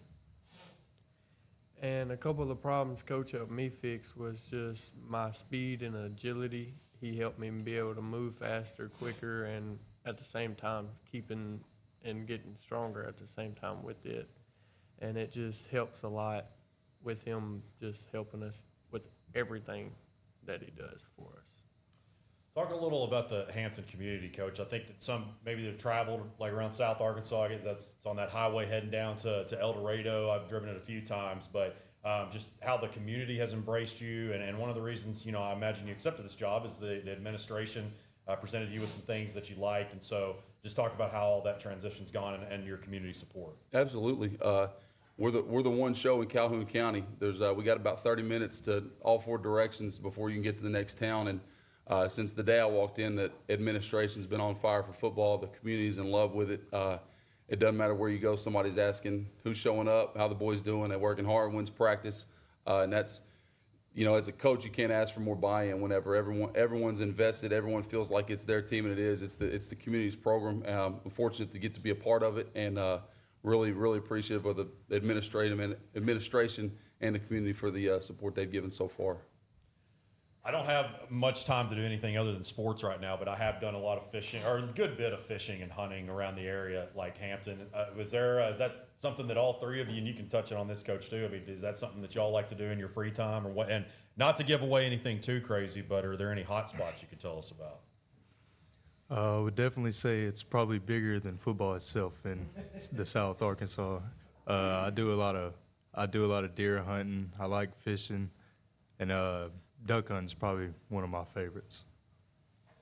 Oh yeah, duck hunting is probably some of our favorites, and deer hunting and fishing too. You see plenty of people out there hunting, fishing. You can catch people in the summer under bridges, on the river, everywhere around there just fishing, and you see tons of people all the way around, like everywhere down there, just hunting in the hunting season, fishing in the fishing season. Everybody enjoys it. It's a big part of the community. So I'm not sure how much I'll be doing on Saturdays in the fall, but if we get some time here and there, which hopefully we don't, maybe getting a deer stand. Now, you came from Batesville, right? Was defensive coordinator. Obviously, a great history there. Dave King days and all those. Talk about, and I know that there's quite a few that played for Dave back then. Obviously, Coach Morrow, the head coach, did. Talk about just that community and some of the things that you've learned from there, and as well as your coaching career overall. Yeah, so fortunate to grow up and play in that program. Coach King is an Arkansas high school football legend. Love the man to death. Very, very appreciative of him and several other men in that program that I got to play under. And then when I got done playing, had the opportunity, very fortunate to get to come back and work with several of them throughout that time. Several guys on the staff were teammates at some point during high school, so it's a very close-knit group. People who love football, people who love kids, and people who are committed to their craft and the game of football itself. So just blessed to get to be a part of that. We'll wrap things up just talking about you've obviously got your leaders here with you. Who are some other kids that we can expect to see aim of on Friday nights, and some ones that kind of opened your eyes since you've been there? Yeah, we've got a good group of skill kids. We've got a very good group of line as well. We're a little thinner depth-wise at the O-line and D-line positions, but expect big year from Aiden Williams. He's going to play quarterback for us and running back for us. Derek Clark's going to come in and help at the quarterback position as well. DeAndre Smith is electric when he touches the football, and Braden Gerard in the slot is a big one. One of our big backs is Trey Lambert, and he's a kid that it's 3rd and 2, 4th and 2. He's the kind of kid we want to give the football to, and weighs about 240 pounds. And when he gets his motor turning, he's tough to tackle. So we want to make people tackle you, and he's one that's going to be tough to do. So. All right, that'll wrap things up, guys. Really appreciate you making the trip up. Thank you.